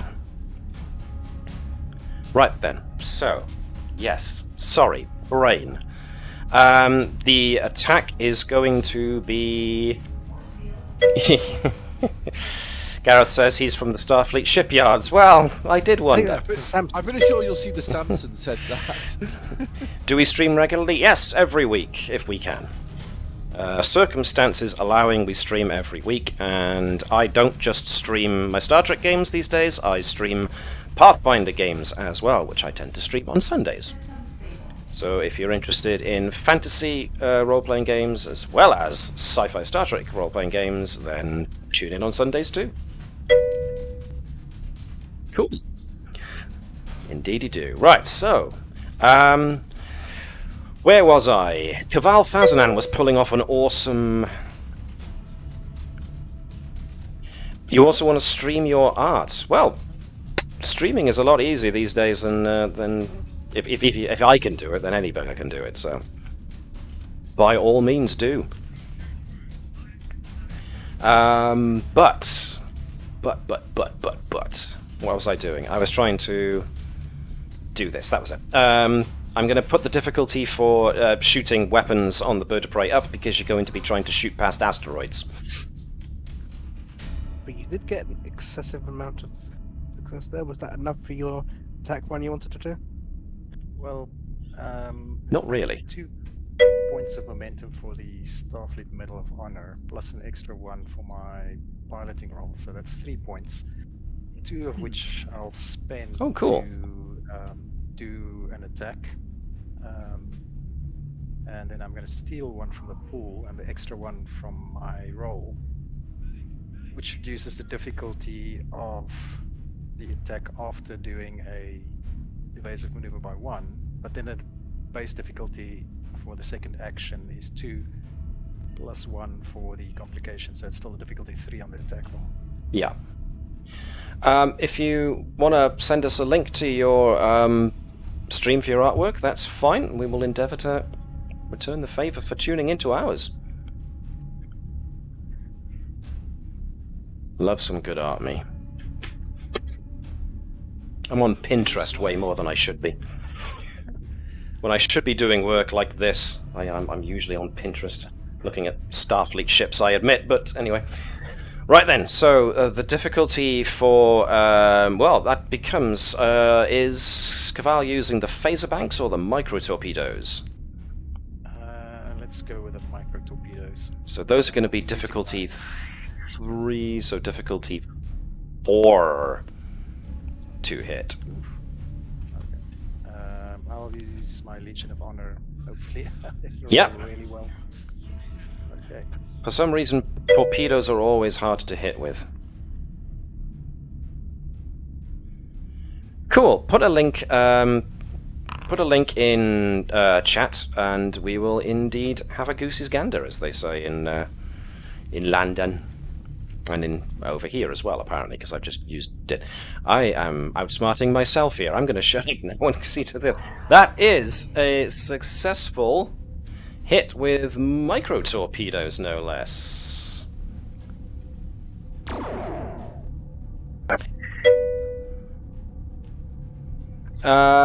We do, but for the moment, if you could pop it in the Twitch chat, that would be great. Thank you very much. I don't know if Twitch chat allows that. If not, we'll see. We'll get there. That was a successful hit, so do roll for damage for micro torpedoes, pretty please. What's the special abilities of micro torpedoes? High yield. Okay then. So they can cause double breaches. 3 successes, 1 effect. Well, high yield doesn't come into effect in this. 3 on 3. So the micro torpedo fires out and impacts against the bird of prey's shields. Doesn't seem to do a heck of a lot of damage, and that would seem to stem more from the case of the attack fighters using micro torpedoes rather than full-sized photon torpedoes.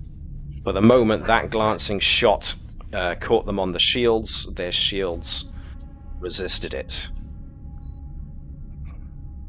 So there we go. That was Fazanan's turn, I think. Was there anything else you could do? Nope. Okay. So, Andrews. What was Andrews going to do with the Navis? Turning the Navis to face the Klingons, a smaller profile, and the core and nacelles are covered by saucer section, charging the impulse engine to go for a flyby and hoping that Claude can dump a torpedo. Okay. Okie dokie. So I will call for Andrews to do a... This is going to be probably a difficulty 0 control and con, aided by the Navis's own let's see, structure and con. So Gareth, if I could get you to be the Navis one more time, please. This power turn is going to eat up a point of power as well. 2 successes, so Andrews manages to put 2 momentum back into the pool.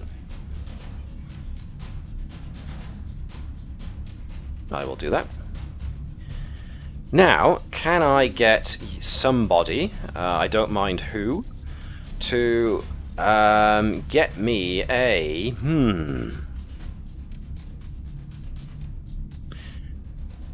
Yeah, I'll agree with that. A control and engineering test with Claude to see if he can modify the torpedo delivery system to be just basically almost be like a depth charge rather than a fired torpedo.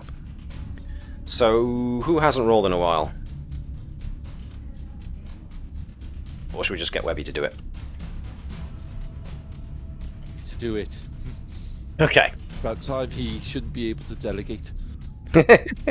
Alright then, Webby, if you could do Claude for me as well. A control and engineering check difficulty 1. A torpedo of this size is a starship weapon system, I would say. Yes. You're doing, are you, John? No, I'm just feeding. Okay, just feeding foci, yes. Feeding foci. Well, yep, there we are. Can he use his focus? Absolutely he can.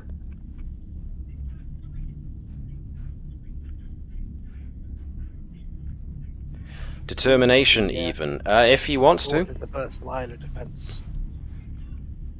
If Claude wants to use his determination to show that Claude is indeed the first line of defense, then 4 successes, which was 2 above what you needed, which means your momentum pool is full again, which means that Claude has successfully altered the torpedo delivery system to be basically drop.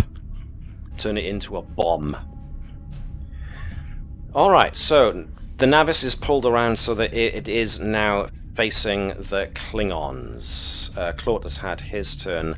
Do you want Ensign Lenny to do anything with the Carpathia? If he had failed, I was going to play chicken with the Klingons. I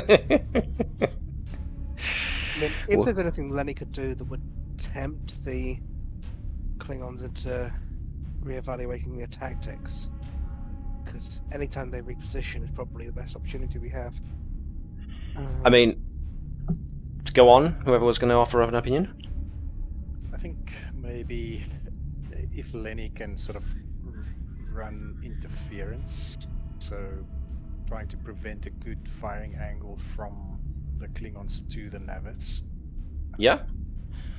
I would consider that basically creating a disadvantage to the enemy rather than creating an advantage. So if you spend 2 momentum, that will represent Lenny basically flying interference.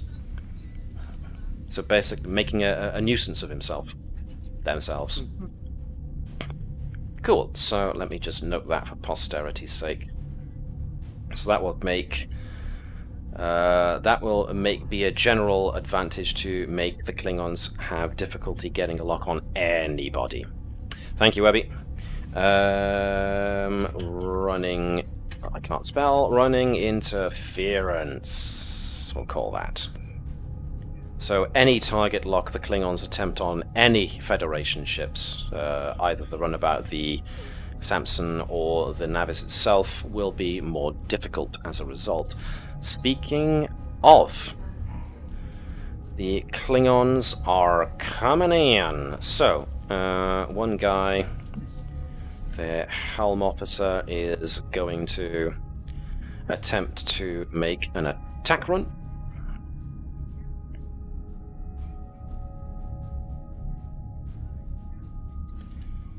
I got a bit of lag going on for me here. It's then that my players who are metagaming notice a certain something.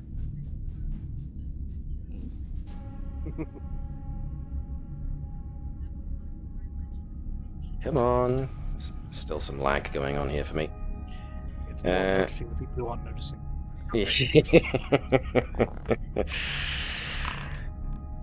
So that's 1 success on the attack run, which means they get it. Let's see, this guy is going to do that and engineering to try and get some power back. I do apologize, this is Forge Foundry is lagging on me now, so it's taking a bit for things to get going. 1, that's enough to get a point of power, but no more. Which means we are left with the last guy. Come on. Doing control and security. Now, he's got interference being run in front of them by the runabout. They've also got that the attack flyer was fired on them but didn't do anything. The Navis is the biggest ship. Opportunists and all. And I am going to spend a point of threat to give them an extra dice. This is going to be difficulty 3 for them to hit, so anything I generate from the ship itself is extra on the plate. Nothing, so it's a dead-on hit. This is a strafe that actually goes on the Navis itself. So if he'd have gone for Thazanan, he would have had a 3, which means he still would have hit. Navis is still a 3 and still would have hit, so... Actually, no, pardon me. Andrews was doing evasive, wasn't she? And Lenny is running interference, so that would have been 4. So that means that the bird of prey actually missed. So, disruptors. You're prepping to ram. So it would have hit. Okay. But I don't get any extra on it. So... turn the ship to face them. Yes, indeed. Okay, right then. So, disruptors. As a salvo of shots come out from the disruptor cannons on the wings of the bird of prey, they don't. They've got vicious 1, so there was 1 effect, which means it actually does 11. Which means that 1, 2, 3, 4 shields are lost as the bird of prey does a raking attack run on the Navis. Luckily, though, it makes everybody on the ship rock a little bit, but doesn't actually cause any overall damage, as the Navis itself is quite a tough bird. Now, I'm going to skip the next round as I jump us back to corridor. As we have Nurse Bravo suddenly run in with Lieutenant Bravo currently bent over Edwards, who is apparently suffocating. So, Gareth, since this is your medical assistant. Okay. Nurse Bravo can do a control and medicine to use a tricorder to get an idea of what's going on with... Medical diagnostics as a focus? Yes, indeed. I see the anti-human gas has been used. 3 successes. Ha ha ha, which means... Well. 1 over above what was needed. Right, Nurse Bravo has a scan and finds that Edwards being unable to breathe is a really horrible thing, but scans the residue from the aerosol that was used, and it seems that Huntsley used basically... Perhaps I should restrain Huntsley. Well, yeah, maybe. But now that backup has arrived in the form of Nurse Bravo, Security Chief Bravo is free to attend to that task. Speaking of, Nurse Bravo determines that Huntsley had used basically an anesthetic and turned it into an aerosol. But it seems, perhaps in his haste, to use it as a weapon of opportunity, Huntsley got some of the chemical composition a bit wrong. So it may have been that he simply wanted to knock someone out by using aerosolized anesthetic, but he got it a bit high in some of the chemicals, and it's therefore making it difficult for Edwards to breathe because he's lost the nerves in most of the upper part of his head and his neck. So his almost like an anaphylactic shock response is happening. Right. And just looking in, this brother doesn't seem to have a medical kit on them. Well, I'm assuming that a medical kit was brought because it was called out. Bravo was summoned by his own brother telepathically to a medical emergency. Therefore, I assume that an emergency medkit was brought. Okay. In that case, Nurse Bravo will try and actually basically intubate. Yes. Yeah. It's like, breathe, damn it. Will that be another medical roll? Yes, please. Okay. Don't you die on me, man! Will medical diagnosis still count for that, or is that diagnostic specific? Medical diagnostics will have helped, so it can still be used as a focus. Yeah, I'm fine with that. Okay. Because the diagnostic will have revealed the solution. Right. Okay. Oh my god. He's shape changing. Suddenly, yes. Right. Okay. So, you guys have all seen the first J.J. Abrams Star Trek reboot film, yeah? Not all of you. Okay. I think I have. One of my favourite early scenes from it is when Dr. McCoy, who's obviously still getting to grips with being a Starfleet doctor, is treating Kirk for something, and not knowing Kirk's full medical workup, gives him something for his current problem, only to watch as Kirk's hands swell up and his tongue goes numb. That's what's happening to Edwards. Edwards can breathe now, but his lips and his hands are starting to swell up, and his face is getting very puffy. So now you've got another medical issue on your hands, but before we deal with that, what is Mr. Bravo of Security doing to restrain? Looks for a way to blame Huntsley. Well, I'm that evil Huntsley, Yes. that handsome devil. what's Security Chief Bravo doing in regards to Huntsley? I don't see any sort of restraints. Well, no, because future tech, I suppose, and force fields, and the fact that the guy was stunned. Put him in a hammerlock. Well, he was shot. People's elbow on him. Bravo bomb! Bravo bomb! I'm actually engineering Bravo in disguise. I wanted to try it out, see if I could telepathically absorb my brother's medical abilities. I may have been wrong. No. Yes, Right. Bravo can Yep. use regular physical means. Sort of. At least Bravo can monitor Huntsley as well to sort of see when he wakes up and just, if necessary, whack his head against the bulkhead or shoot him again. Could have just stunned him again, but no, you want to actually inflict physical trauma. That's fine.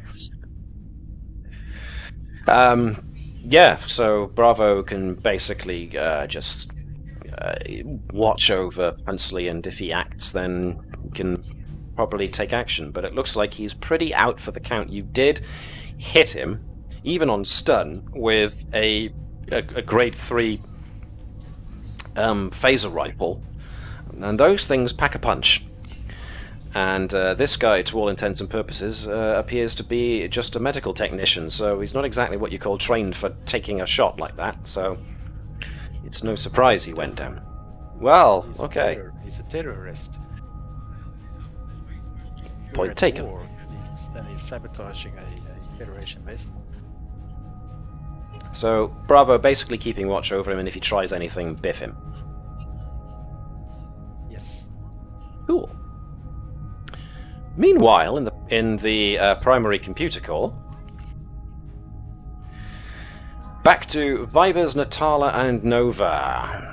What are we getting you guys to do? There is an errant program running around the ship systems. You were looking to restart things, weren't you, to try and purge the Now system? seems like a really good time, because no one's communicating, so it's a really good time to shut everything down and just spend 5 minutes just getting it all cleared and sorted. Oh shit, what was that? I just felt through the deck plates. That's probably a bad plan. Could we attempt to backtrace or back? Could you try and backtrace the program? Yeah. Was that? The way it's behaving, It I seems was wondering like if you could somebody's. heard it. Yeah. Well, it seems like somebody's either controlling it or They Yeah. sort of Might... directing it. Are there any systems you can think of that basically only have one way in and out? Yes. So there appear to me to be several ideas going on at once here. One is look to see where it came from, or if there's any evidence of someone actively steering this program around the place. And two was Natala and Make a Vibers were gonna do, canary. which was try and herd it somewhere into a secure system. We can make some bait, and we have a lot of things on the hangar deck that would make really good bait. That's a good point. So, what I'm envisioning is that Vibers and Natala set up like a trap for this invasive program, and once the trap is there, you can use Nova's idea to then, while you've got it cornered in one place, you can give it a once-over to see what's going on with it, basically. Does that sound about right? Yeah. Yeah. All right, then. The one place that makes sense and fits with all the tropes quite nicely. Let's take one of the auxiliary shuttlecraft and make it look like it is the main computer and the system's only been in a backup. So you want to somehow important, make it right. look valuable and interesting and doing lots of shinies and seems to be doing lots of things. It must be how we're trying to mitigate against them. So to do that, one, you're going to need to alter the shuttle's computer to do this. Two, you're going to need to create some kind of link between the main computer and the shuttle that you've now altered. That we And can then- then cut at a moment's notice. And once it's cut, then three, Nova can jump in and have a look. So, job one for, I think, Vibers would be to rejig this shuttle. Then Natala could go to creating the link between the main computer and the shuttle, this trap shuttle's bait system, and then Nova could wait and see what happens. I've got one for Nova to do in the meantime as well, which is we need bait to get it in there. So it needs to look tempting to... We need it to look tempting, we need it to look important, we need it to look valuable and interesting. And we need it to be something to lead them there as a trail of breadcrumbs. And causing chaos sounds like a very Nova thing to do. You resemble that remark, don't you? Never. Okay then, this sounds like a plan. Are we all good with it? I'm going to take the silence as a... Natala, are you in favour? Yes. Yeah, go on in. Year one. Alright then. Set up and Canary. First things first then, let's see, an engineer is probably a good one to make the trap shuttle system. Yep. I'm going to make this one difficulty 2. Because it would be 1, but you're making something that was built to do one thing do something else. So, pipe And we're doing this under fire in a combat situation with a computer that's having major problems. Yes. This sounds impossible. Cool. Not impossible, but, you know, probabilities are working against you a bit, but I'm sure you can do fine. Nothing is impossible. I've got a Indeedy. value of impossible things before breakfast. Well, there you go then. Okay, so what we roll in? You are altering something, but you're doing it in a way that it was that's against what it was originally intended to do, so I'm going to give you daring and engineering on this. Okay, burning a determination. Okay. Slash using a... If you use a value, does that use your determination as well? Using your value is what you use to use determination. Yeah, you call on a value in order to justify the use of a determination. Right. If you get me. If you get what I mean by that. Yes. Awesome. Just trying to think if there's anything else worth pulling in. There aren't any manuals for this. I need to write one. Nope. Okay, so part 1. We would call this the Vibers maneuver, but you've created so many Vibers maneuvers. Hello. Well, there's good news and bad news. Well, a little bit of good news is that I am involved in this process, and Okay. the first complication gets ignored. I can go with that. Unfortunately, that means that our one free complication is down. Yeah. Okay. You create a rude approximation of what you think you need. Natala is quick enough off the mark to go, you left the door open. Oh shit, I called it fake. Yeah, do that. Yes. Please do not forget to rename the files so that it's not so painfully obvious what they are. You mean it's not supposed to be called Canary Beacon 1? Damn it. Or indeed, Trapdoor app. Fake decoy of doom.exe. We have candy in here, honest stuff. Which means we now come to Natala trying to form a connection band between the bait and the main computer. So, hummity hum. This will more than likely be a control and engineering jobby for Natala, I would have thought, because it's using existing stuff. Communications aren't really Natala's thing. But she has been working with them today already, so possibly she could at least bring in testing a theory and get a free third dice. Yeah, I'll go with that. I'll go with that. Kirst happens to be standing there? Yeah, she's watching her department head do all this with like, ooh, is that how you do it?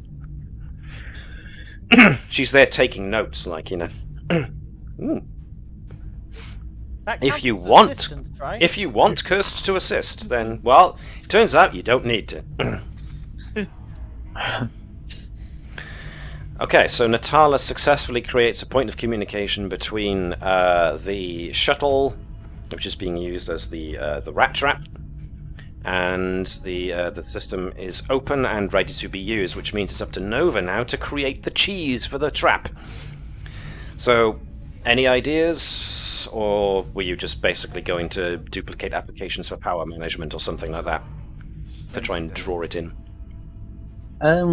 I think given the situation we're in, I'd probably make it look like that'd be the main weapons controls or targeting or something. Ah, okay. So, got a lot of power being channeled into it, and critical importance to what seems to be happening. All right then. So I'm going to make this because you're basically making writing a computer program to fool a computer program trying to read what this system does. This is definitely going to be control and engineering. Inner workings is fine as a focus for me for that.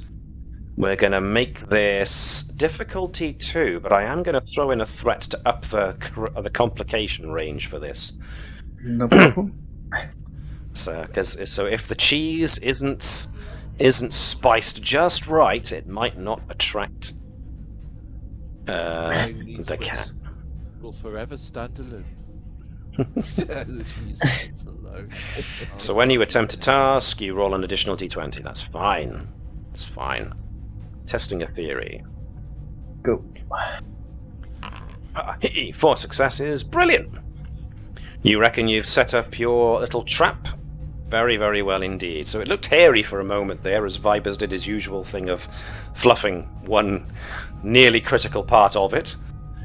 Thankfully, Natala was on hand to point out that he carried the one in the wrong place.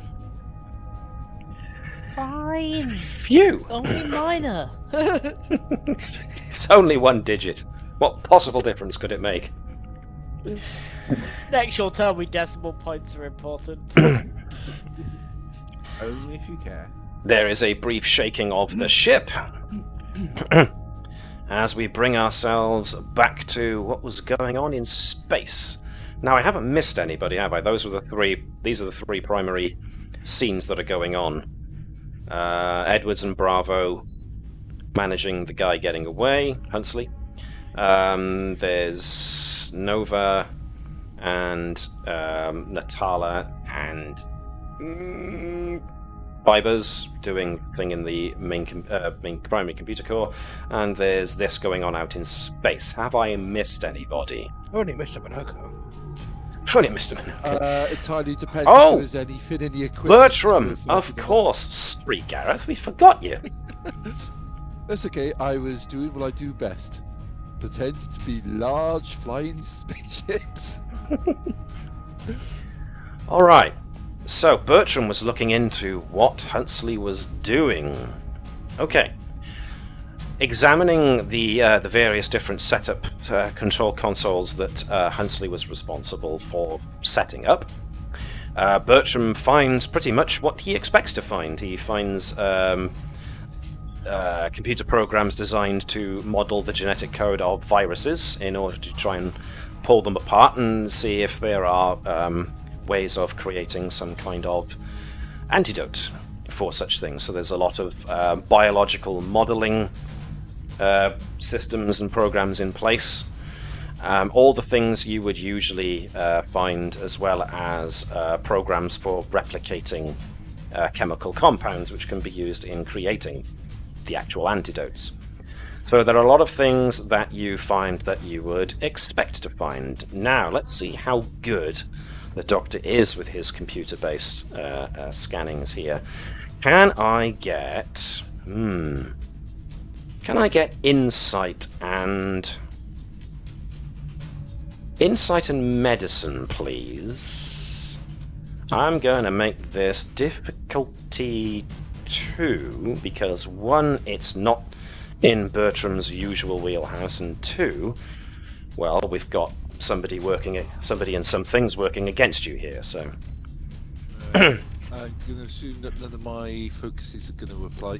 Not really, because they all are pretty much biological applied and not computer related system applied. Anyone mind if I take a momentum to get an extra die? I think it's deserved in this case. Okay. Then, so instant medicine and 3.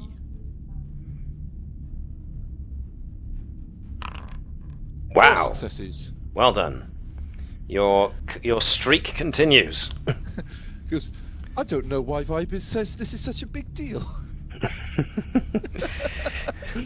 I mean, if I just happen to execute this application... Oh. This is going to turn out the real reason the Vibers protocol failed was I hijacked it to look through this console. It was Bertram all along. No, it's the real reason it failed was you just copied over my bio pattern with your program. And I'm gonna have to go and get all my medical records recreated. Whoops! I don't think he's been working hard enough lately. He's got more reports to fill out now. We're just teaching you a valuable lesson about backing up your work. Because, yeah, skip out on my Moss lectures, will you? Alright, so... Sorry, go on. I was like, just reinstall all his files, but put your Moss lectures in there Rickroll style. I can't turn it off! I can't turn it off! Anyway. Bertram goes through these systems and finds what he expects to find, and is looking at them like, well, nothing really here stands out. This all looks like it should. And that's when it occurs to him, hang on a second, these file sizes, some of these file sizes are awfully big, considering what these application programs are actually supposed to be doing.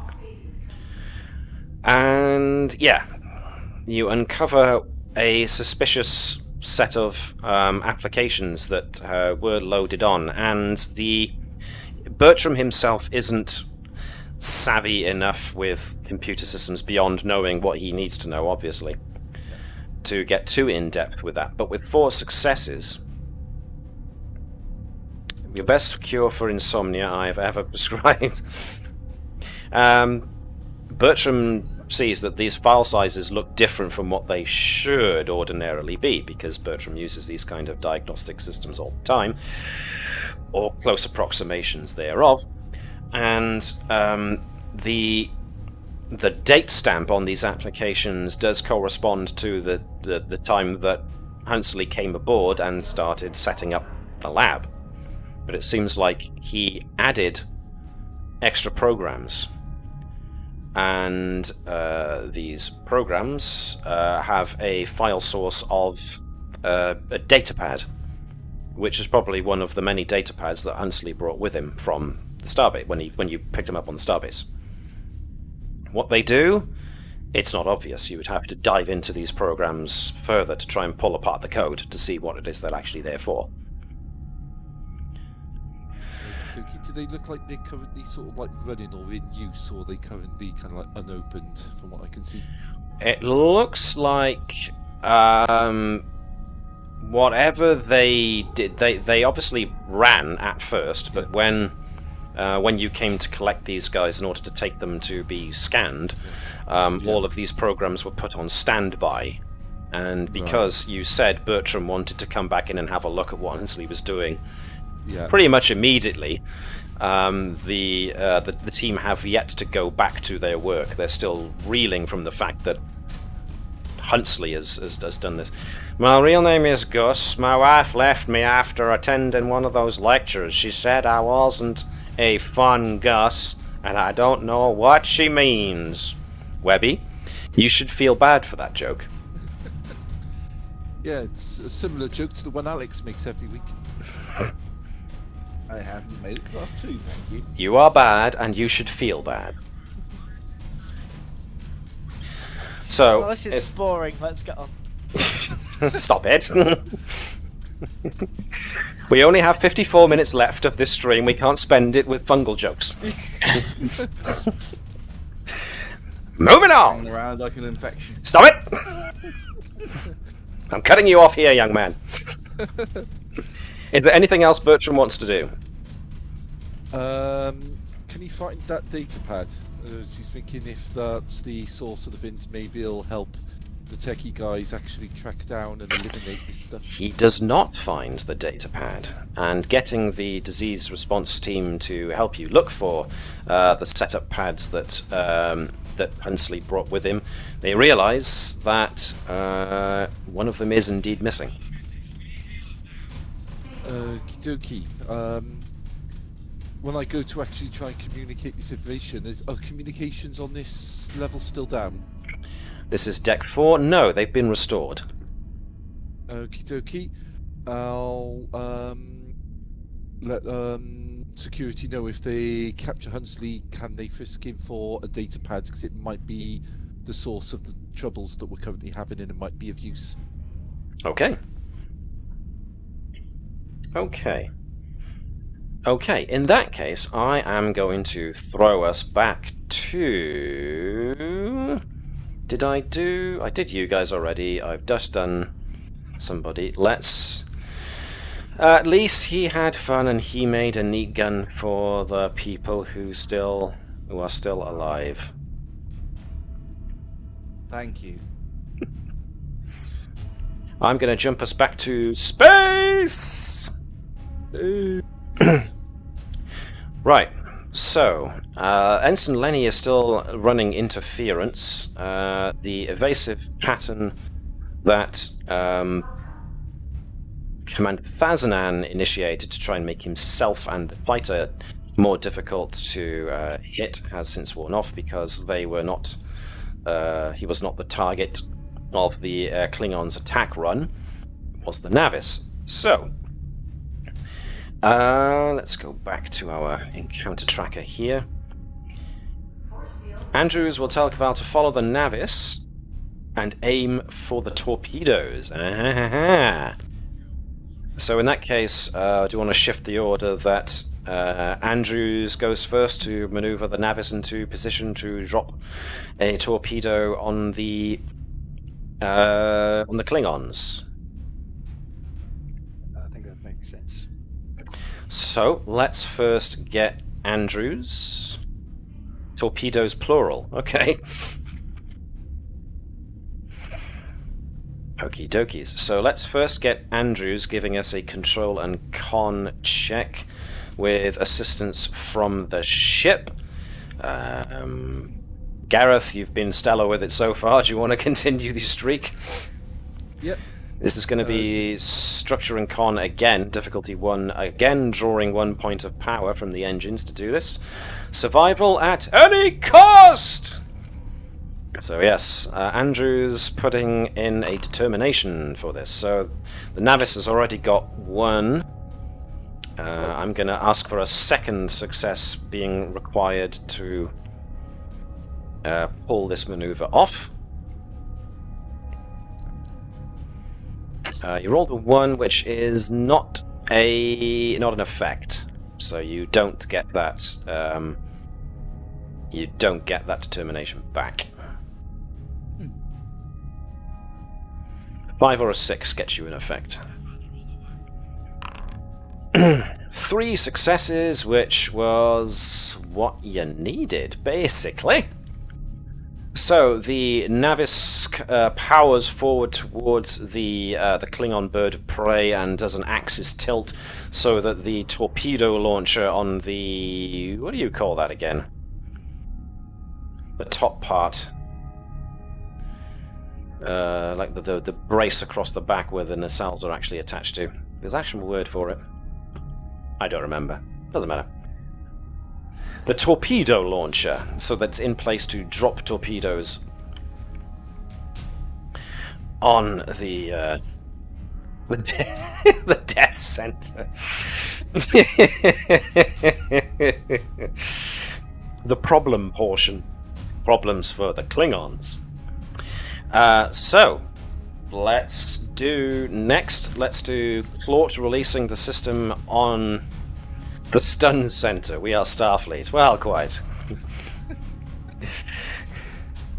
The layeth the smackdown. So we're calling this Smackdown Central, are we? It is in the center of the back brace, so... Back brace? That's not the right word. Know your role, Boulevard. Checking into the Smackdown Hotel. Oh, if we use any more of Dwayne Johnson's catchphrases, he's going to be able to sue us. But he's the nicest man in Hollywood, so he's probably not going to do that. So, next to Keanu Reeves. Keanu Reeves is actually the nicest man in Hollywood. Dwayne Johnson runs a close second. In any case, let's have Claude give us control and security. It's all going to be on Claude. No assistance from the ship whatsoever, because he's just manually releasing torpedoes in order to try and pull this maneuver off. This is going to be difficulty 3 to achieve. Spend the momentum. Yes, indeed. So this is going to be 1 momentum to add 1 dice, or 3 momentum to add 2 dice. Which would you prefer? 3 for 2 dice? Everyone okay with that? Yep. Awesome! Roll them bones then, Webby.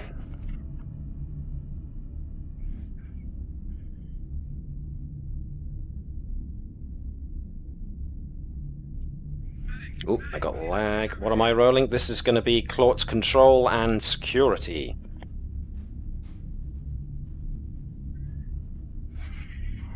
Excuse me.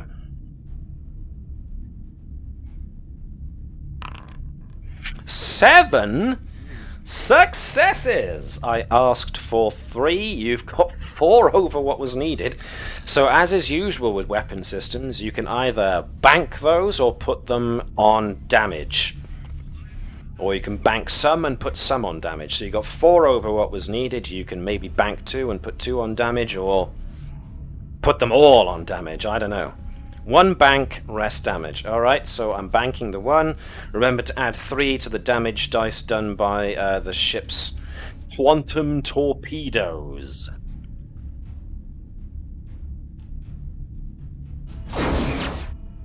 I know you dropped them, but I love the sound effect. 6 successes.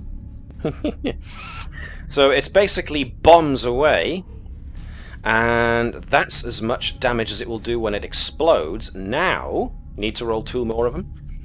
Now we come down to whether or not Kaval Thazanan can actually shoot these things to make them detonate.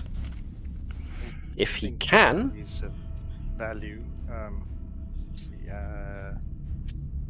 Looking for adventure, maybe. Ooh. All right then. More dynamic situations need to be mastered. Either works. This will be difficulty 3 rather than the usual 2 because you're trying to aim at very small targets, trying to catch them at just the right time. I'll also use a star cross. Cool. Nice. This will be weapons and security for the ship, and for Commander Thazanan, this will be control and security for using the ship's weapons. So, Sean, you haven't done a ship's weapon systems in a bit. How would you fancy being the Samson for this one? No problem. Cool. Weapons and security from the Samson, if you could, just rolling 1 dice. Representing the Samson's target lock system. If we could get you to roll first. 1 success, so Caval needs 2 successes. If he's already spent a momentum, then he's managed to do it.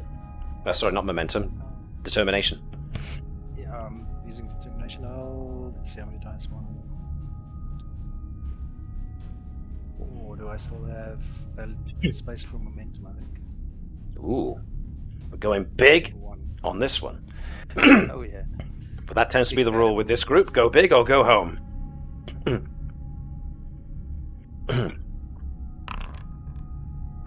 Oh! Oh! Right. Right. So, Actually, 6 successes because of the star cross. The 8 counts. So 2 successes. so that's actually that's actually 8. That's 8 successes in total. Yowza. In that case, you scored 5 more than was necessary, so if you want, you can bank 3 and add an extra 2 to the destructive power of these torpedoes. How does that sound? Yeah, I think it sounds good. I will bank those, and if I could get you to roll me 2 extra d6 then, please, Jan? You got 2 more effects! So that's 1, 2, and 2 effects on top of 1, 2, 3 and an effect. So you actually got 6. So hang on, my brain. 6, 7, 8, 9, 10, 11, and 6 effects. Oh my goodly good god. Right. 11. Do you basically want to spend all the effects on Vicious to add even more damage?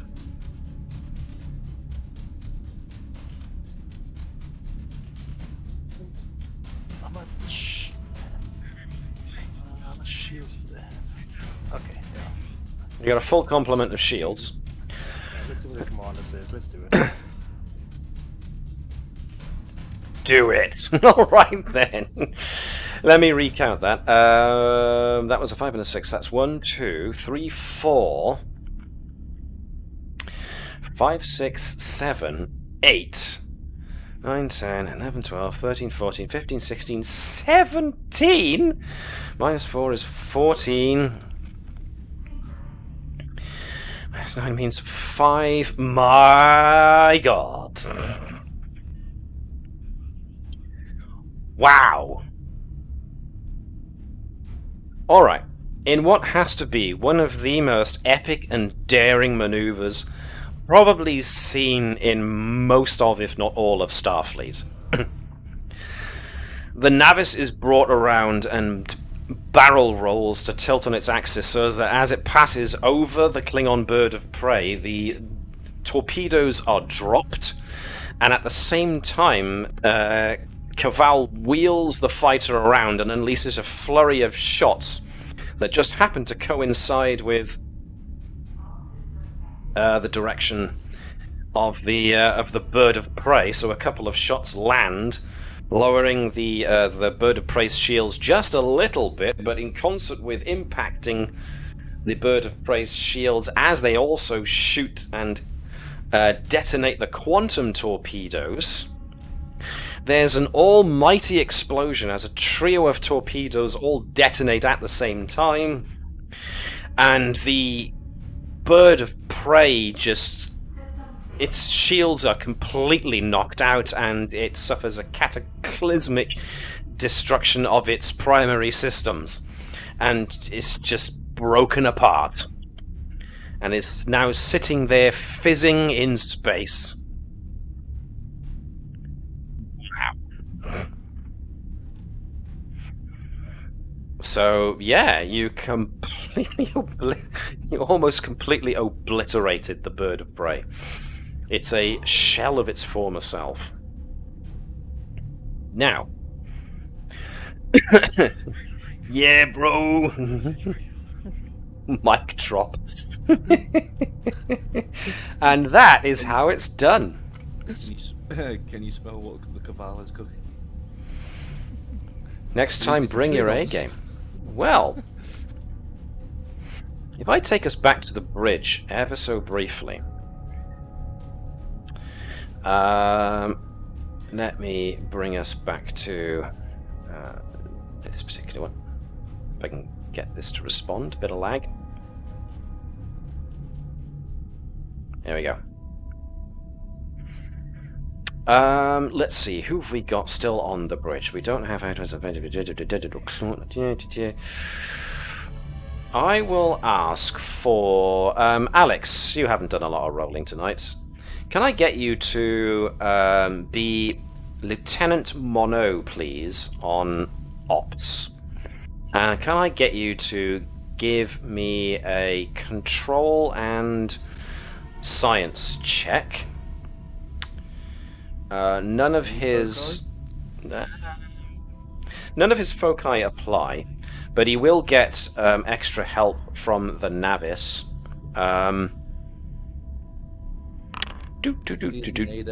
Whoa, no, he doesn't. Lieutenant Mono, while he's on operations and is there with all of this going on, he does a quick sensor scan of the bird of prey. Now, where the quantum torpedoes detonated, you basically overloaded the shields and broke open the hull of the bird of prey. So those inside who weren't killed outright were basically all vented into space. And as Mono is there running a sensor scan over the Klingon bird of prey, with that many successes, he notices odd biosigns. Now, there are no life signs anymore, but there are bodies floating in space, some of them badly burnt and maimed and crippled and all of the rest. But the biosigns are not... well, they're not biological signs, but no life signs. They're coming back as not Klingon. They're coming back as Orion.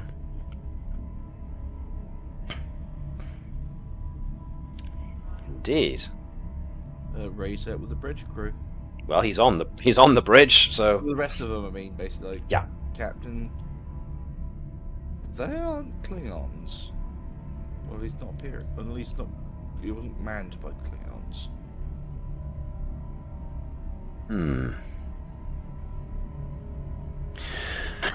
So, with the situation in space more trustworthy than an AI. Oh, sorry, nice try, Orion jerks. Next time, bring your rain. let me revise my previous taunt. Gotta be accurate. So, I am now going to take us back to the corridor, where Edwards at the moment is conscious again, but he's not exactly comfortable as he's there with his hands and his face swelling from wherever it was that Nurse Bravo did to bring him back around to consciousness. We will get to Nurse Bravo trying to alleviate the situation, but I am going to ask for whoever wants to be Lieutenant Bravo of security to give me an insight and security check, just to see if he notices something. This is just going to be difficulty 1.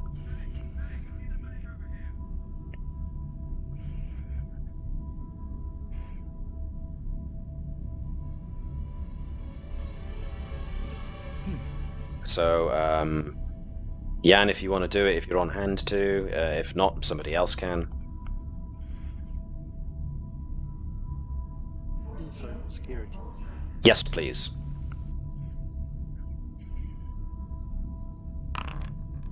One success, exactly what you needed. Lieutenant Bravo notices that, as well as the aerosol spray, which was just basically a modified hypo spray, so that it does a wideband dispersal, Huntsley also has on his person a data pad, which is currently active. And the data pad has got flashing up on its screen a notification saying message sent. Over to bridge. I found a data pad on Huntsley's, on Huntsley's person.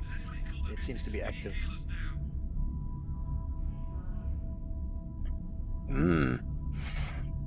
Now, let's get Edwards seen to, shall we? Can I get Nurse Bravo to give me a control and medicine task, this time difficulty 0, to correct the rather egregious mistake? Thank you, Gareth. Yes, the swelling starts to go down for poor Edwards. He starts feeling a little bit more like himself.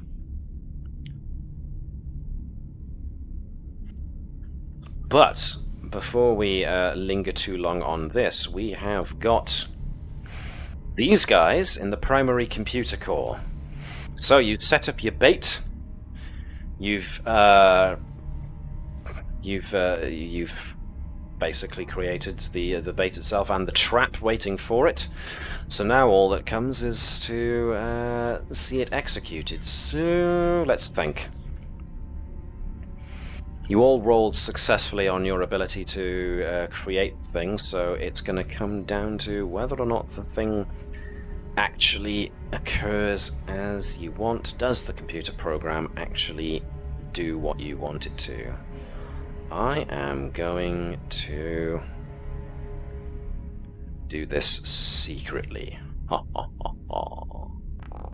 Although it probably just showed you what I just rolled, so yeah, so much for secrecy. Question marks. Ah, cool. Something else I've learned today. So, Natala, Nova, and Vibers wait around for a little bit. They feel the ship shift around as various daring maneuvers are executed with the ship.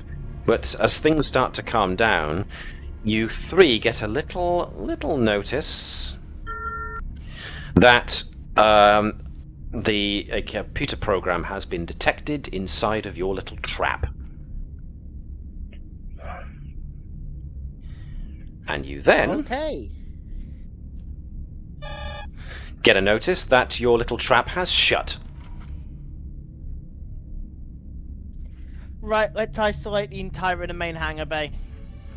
All right then. I'm being paranoid.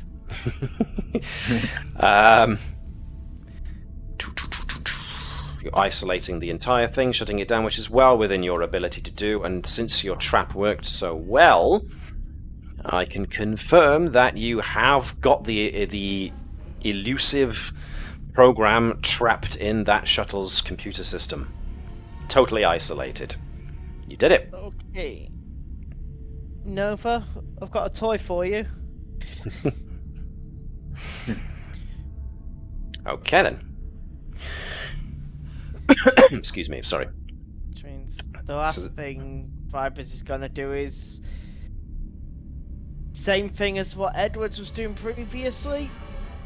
Dump whatever's been changed since last backup onto secure storage for investigation and restore everything else on backups. Okay then. That's going to take a bit of time. Yep. But those who are going to be working to restore on backups will, of course, be busy doing their thing. Some of you are already in the main computer area, so you can make a start on that. So unless folks want to specifically determine what it is they're working on, we can safely assume now that with the saboteur caught, the invasive computer program isolated and contained, quarantined, and any external threats to the ship now neutralized, you do now have the interesting issue that was just brought up that, let's bring everybody back in here. So we've got Bravo of security.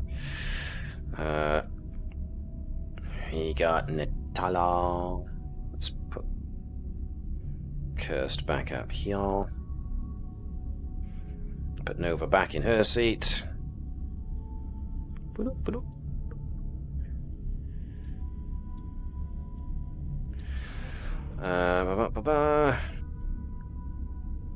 I will approach at my usual breakneck speed. So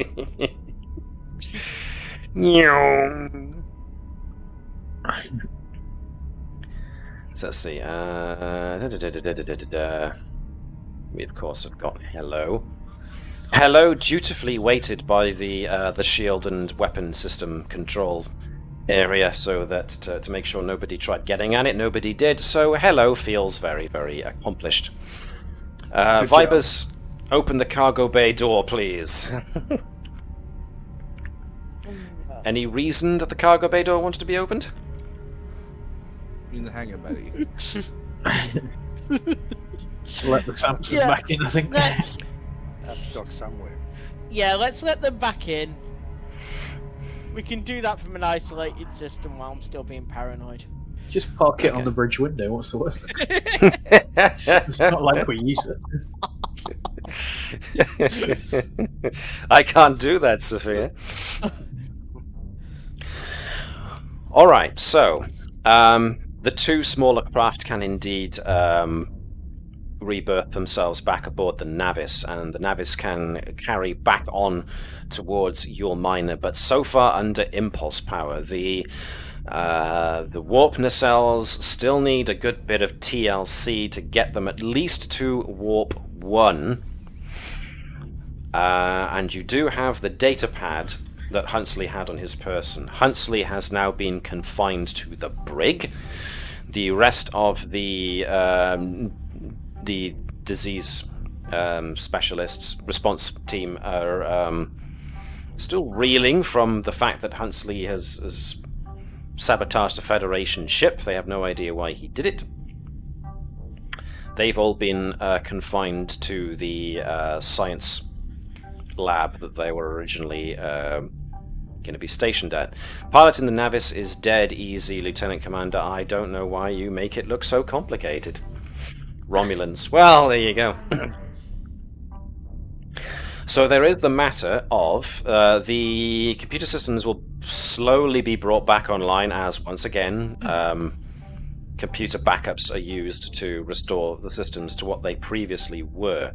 In restoring these computer backups, it turned out that through no fault of Edwards or Ensign Kirst, the invasive computer program had been clever enough to store part of itself in the cache for the main for the sensor's master control system. So even though you flushed the invasive program out of the sensors by doing what you did, wasn't it? That was the complication. So, based off that, the reason it takes so much longer for doing this is we're doing a rolling restore. We're shutting off a system, making sure it's completely isolated, bringing it back, just moving a firewall across the ship, as it were. Now, there is the small matter of the datapad that Huntsley had on his person that Lieutenant Bravo did indeed pick up. What I'm hearing is Edwards unleashed it. Well, The data pad that Huntsley had is currently locked, and the last thing it says is message sent, as I previously noted. So, if somebody wants to try breaking into it, they can certainly attempt to do so. Hashtag beware the human.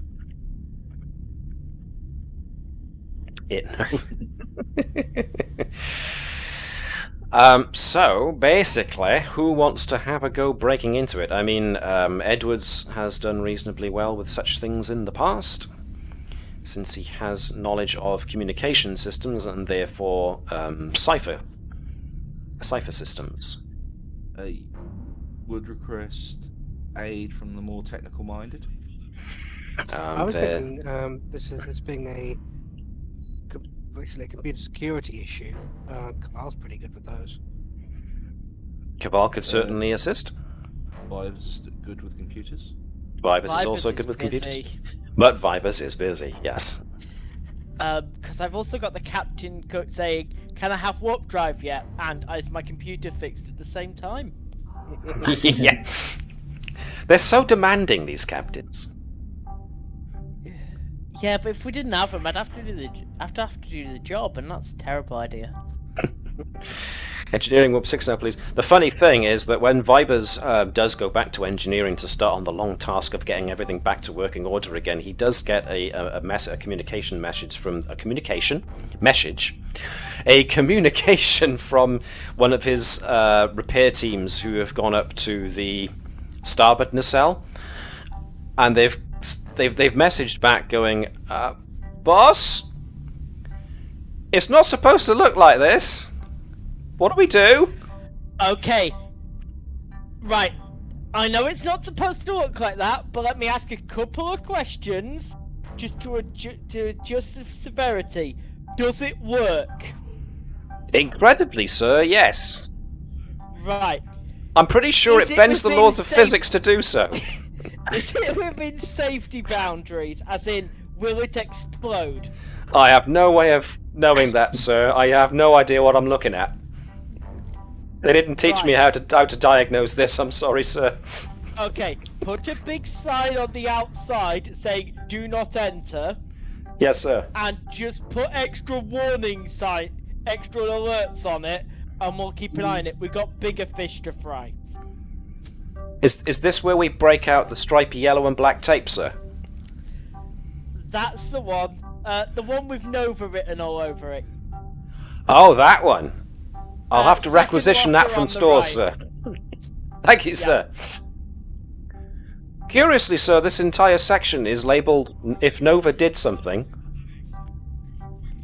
and there's levels of severity. I think this one's a 2.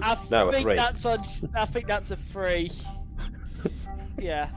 Oh, so it's the yellow and red and black stripes, right? Yellow Gotcha. and red and black. If you get to the bottom shelf, we start checking the self-destruct. It's fine.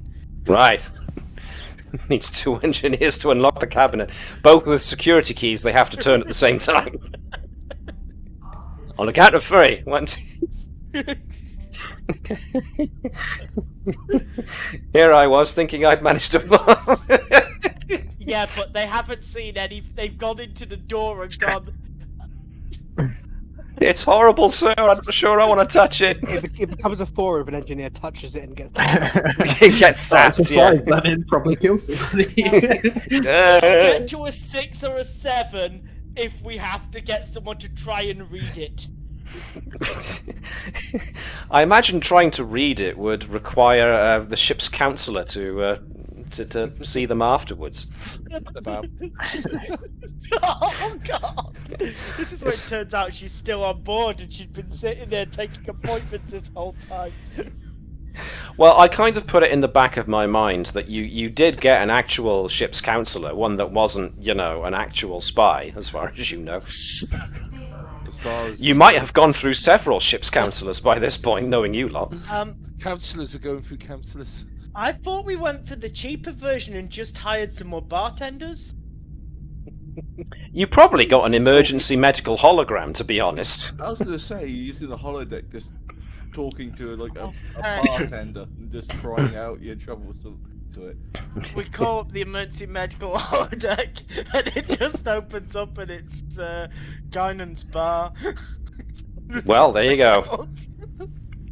Anyway. So we know what the next ship system that you're going to be adding is.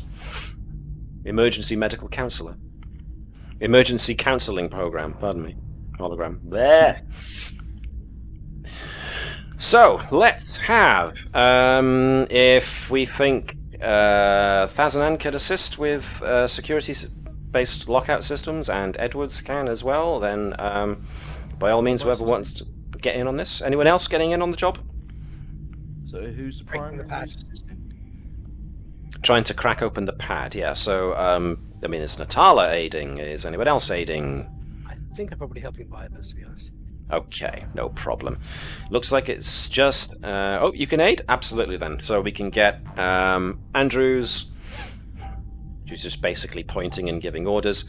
So either Thazanan can aid or can be the primary, but I think it makes more sense if Edwards is the primary, since he has communications and therefore ciphering systems. Pike Medal of Valor. Once per mission, when the character uses direct instead of rolling normally, they may treat their roll as if it had rolled 1, so you get 2 automatic successes. Cool. In that regard, then, we probably needn't bother with rolls,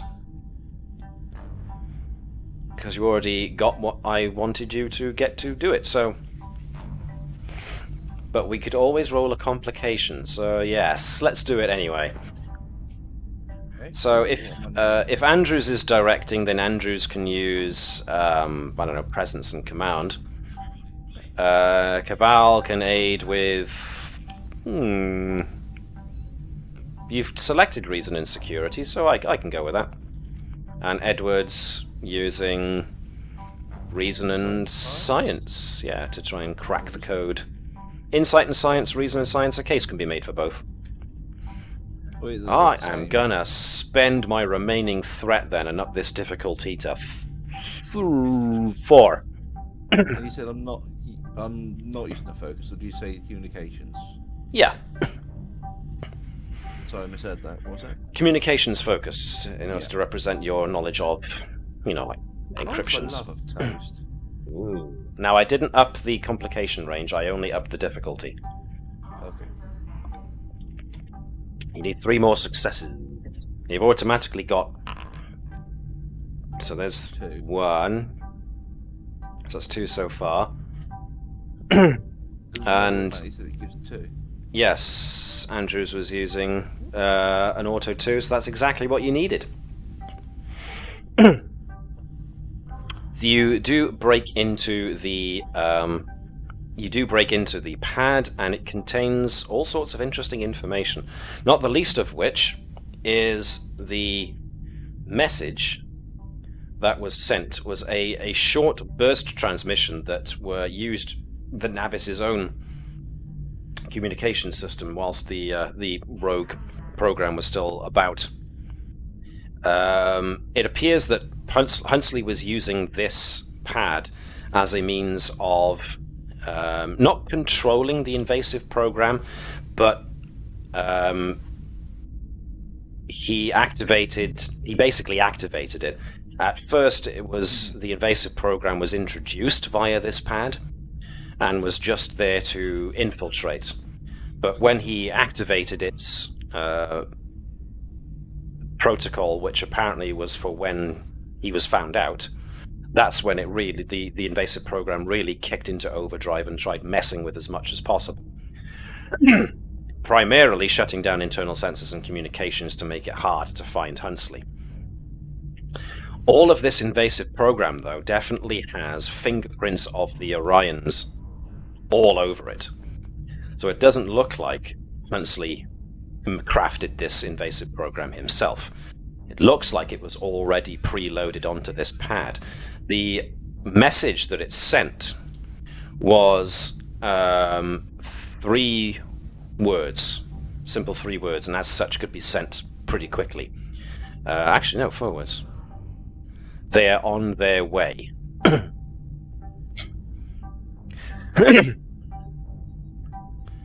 Now, utilizing your own communication systems, and the fact that it was the Navis' own communication system that sent this message, you can trace that the message was actually sent in the direction of Yuul Minor, which was where you were going. Oh, what was that? It's a trap. Ah.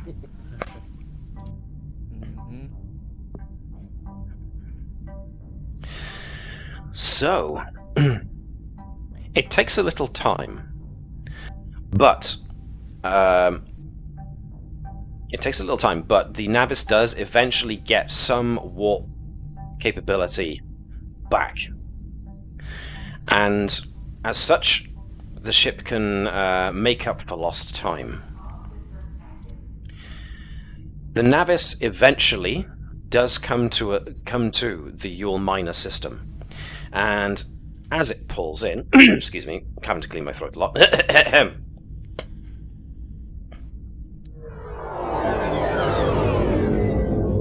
As it drops out of warp, there is an alert and a chime from Natala's sensor. Actually, no, Natala's helping with engineering at this point, isn't she? So this will be Nova and Claude who get this, since they will be actively on sensors, whilst Natala is otherwise busy helping the engineering team with their rather immense load. There is already a ship in orbit around Yuul Minor III. And the configuration of it, you want to go to red alert? Okie dokie. The ship is an Orion raider.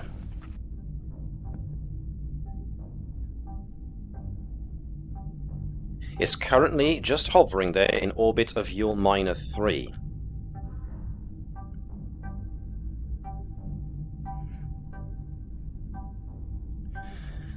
And the raider, as the Navis starts slowly making its way at sublight speeds towards the planet, the raider stops its orbit and starts to break orbit and sends a communication your way. And I'm assuming you guys want to respond, or at least listen to what they have to say. And on the view screen appears an Orion woman, a very severe-looking Orion woman with several almost tribalistic markings down one side of her face.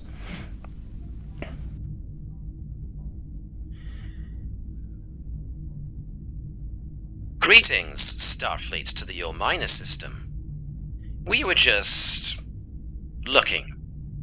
You may, however, want to see to these people rather speedily. There is an outbreak of disease down there, you know. At which point, she cuts... Well, I've still got my filter on, pardon me. At which point, the Orion ship breaks orbit and then heads out into warp. And leaves the system.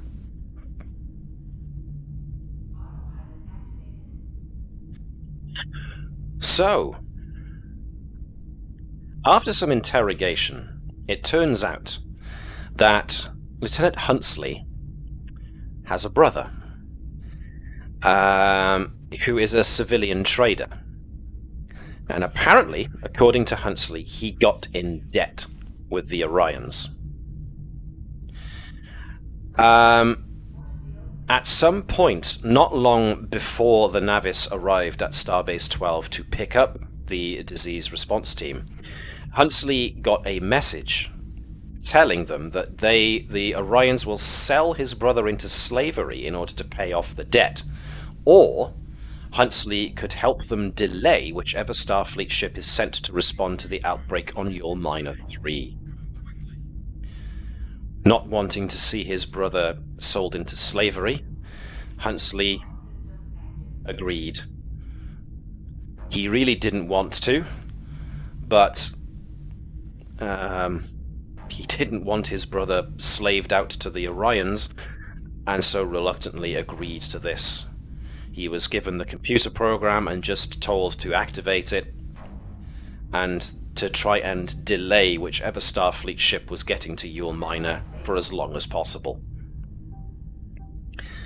In regards to the Orions on the Klingon bird of prey, Huntsley says he had no knowledge that the Orions were going to do that.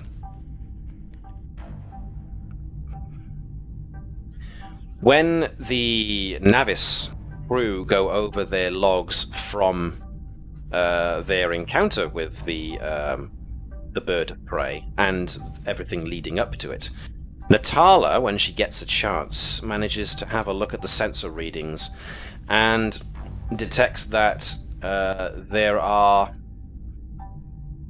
was a large amount of thoron particles in the area, which can be used to fool sensors. So, in all likelihood, that large fleet, or that progressively getting larger fleet of Klingon ships that was shadowing the Navis on the border, was actually just the one bird of prey, but they were creating the illusion that there were more ships. To what end isn't immediately obvious. Even so, it's still an expensive operation to run. Where's the profit motive? Unless the Orions have been compromised. So, questions. However, Huntsley says that the rest of the disease response team are totally innocent. It was just him.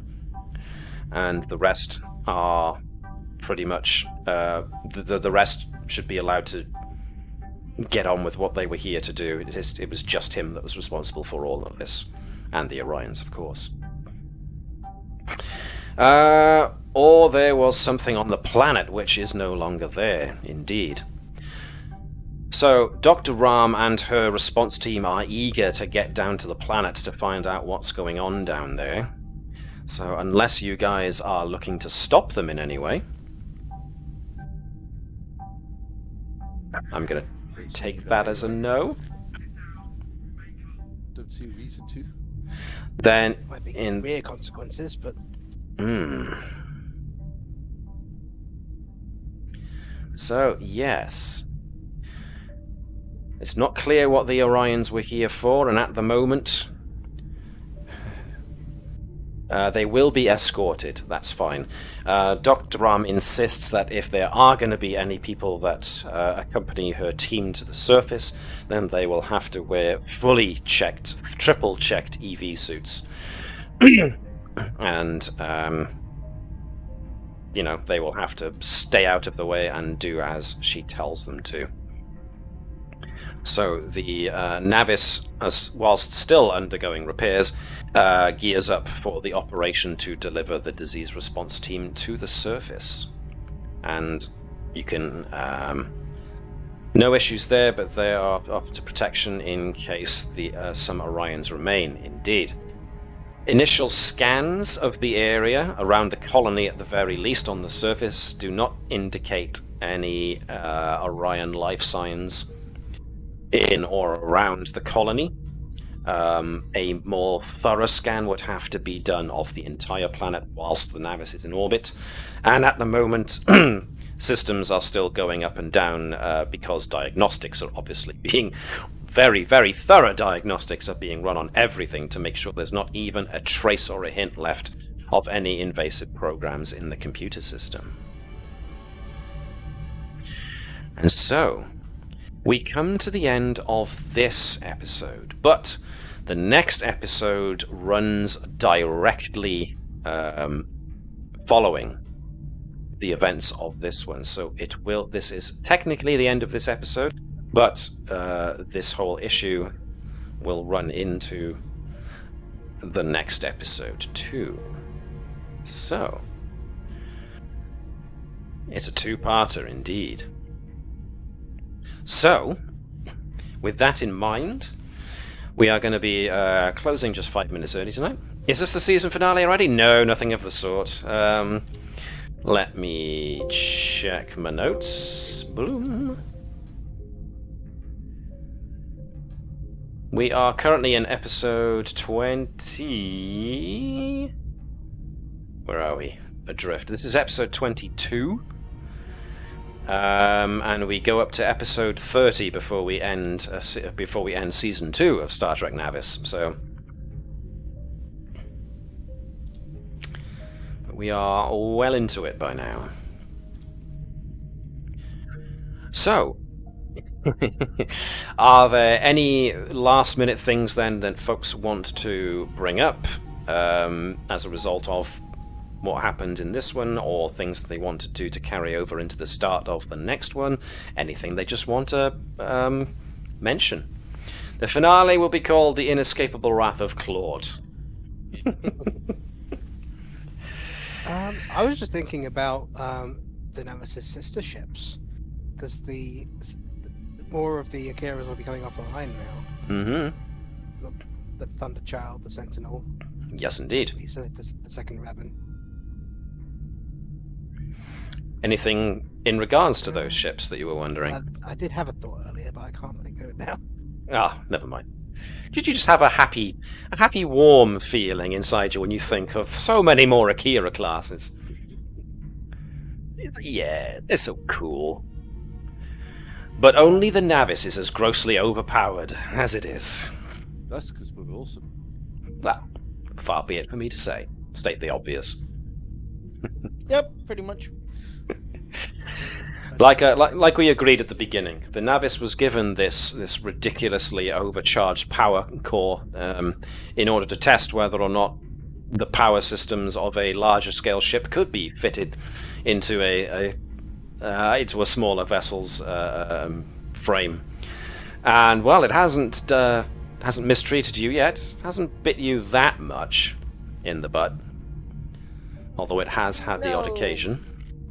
But we have been feeding some things back to the shipyard on the lines of these sort of power splitting things we've got here might be better on the rest of the series. I thought it was just gonna be like, needs more DACA every few days. Needs more power cores. Needs more warp cores. It's how everything works. Someone playing Among Us on the images. Ooh. I beg your pardon? The starboard nacelle looks like. No! A whole tangle of wires. Has 15 torpedo launchers on it, so basically asking for more DACA at that point. Leave some for the rest of us. Well, okay, we should have the quantum torpedoes as light weapons, and our main weapon should be a torpedo launcher that fires warp cores. You know that the rest of the series is actually a fighter platforms, right? Well, yeah, that's the original idea. This one isn't. It's kind of weird. It's one of those things I've not quite always gotten the hang of the scale in my brain for, because when I recently rewatched Deep Space Nine, the last couple of episodes of Deep Space Nine. This one broke the mode. Starfleet tried to ignore it. So the Akira classes in the Dominion War that you saw in Deep Space Nine, they looked kind of small-ish. Very compact design. And yet but then you look at the size of the galaxy. Yeah, and you look at the size of the galaxy classes, and I'm like, yeah, no, these galaxy classes are huge.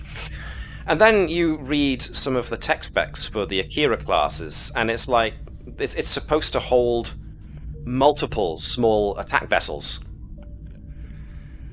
Something like 40 fighters per Akira or something like that. Yeah, and with Star Trek Adventures, at least, it defines that something the size of an Akira has enough space in it to take 2 runabouts, or 1 runabout and attack fighter, or 2 attack fighters. So Have you seen the picture of the Galaxy class showing how much space its crew takes up? That is the thing. What was it in the episode that we all like to talk about with the alternate Enterprise, with the Enterprise C and things?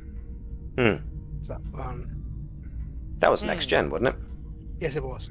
But when they go to that is a galaxy that is currently operating as a carrier. And basically the sheer number of ships of a small craft that is listed as carrying instead of doing all of its regular, carrying a city full of scientists stuff. Well, then, Star Trek has always been deliberately vague on a lot of things, so it's never always easy or clear. The entire crew, thank you. In that small square aboard tiny square aboard a massive thing. The Galaxy class doesn't work on a scale perspective. They screwed up. Yeah. But as long as it's cool, who really cares? And we finally got to use the Samson this time, so I hope you at least were happy that you finally got to test run the Samson in a combat situation. So micro-torpedoes don't do a huge amount of damage, but then, again, with Star Trek Adventures, it seems that torpedoes are mostly used for when ships' shields are down. So... And you want to wreck the hull. Yeah. Another 10 rounds, and I would have had that bird of prey. Well, probably. But then Andrews had to go and spoil it for you, but at least you got to pull off that really, really class epic maneuver. How do we know the ship in orbit wasn't the bird of prey?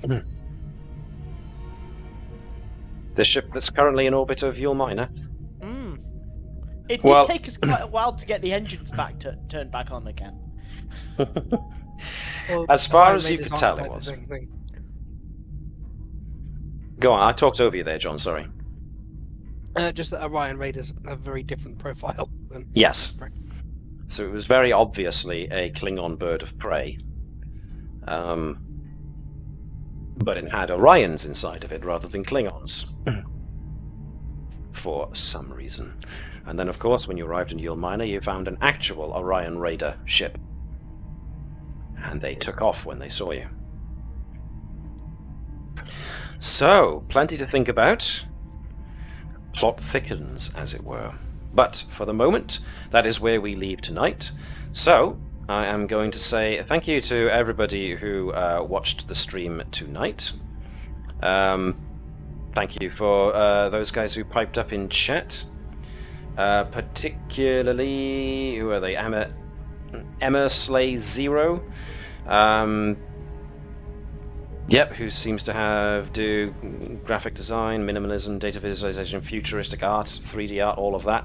That's all very cool. I'm always on the lookout for art and stuff like that. So, if you want to copy us the link, maybe in the chat at some point, we'd be more than happy to give it a look. And for everyone else who tuned in, thank you very much for doing so. But for the moment, this is where we sign off, so I'm going to say thank you, as usual, to our intrepid crew. And... Yes, indeed. And thank you, everyone, for tuning in. I've said that so many times already, I'm running out of things to say. So make sure you all look after each other, and I'm going to steal these lines from Sean Ferrick from Trek Culture. Make sure that you all live long and prosper, and like the Vulcans, practice infinite diversity in infinite combinations. Be good to each other, and we will see you all when we see you next. Hailing frequencies are now closed.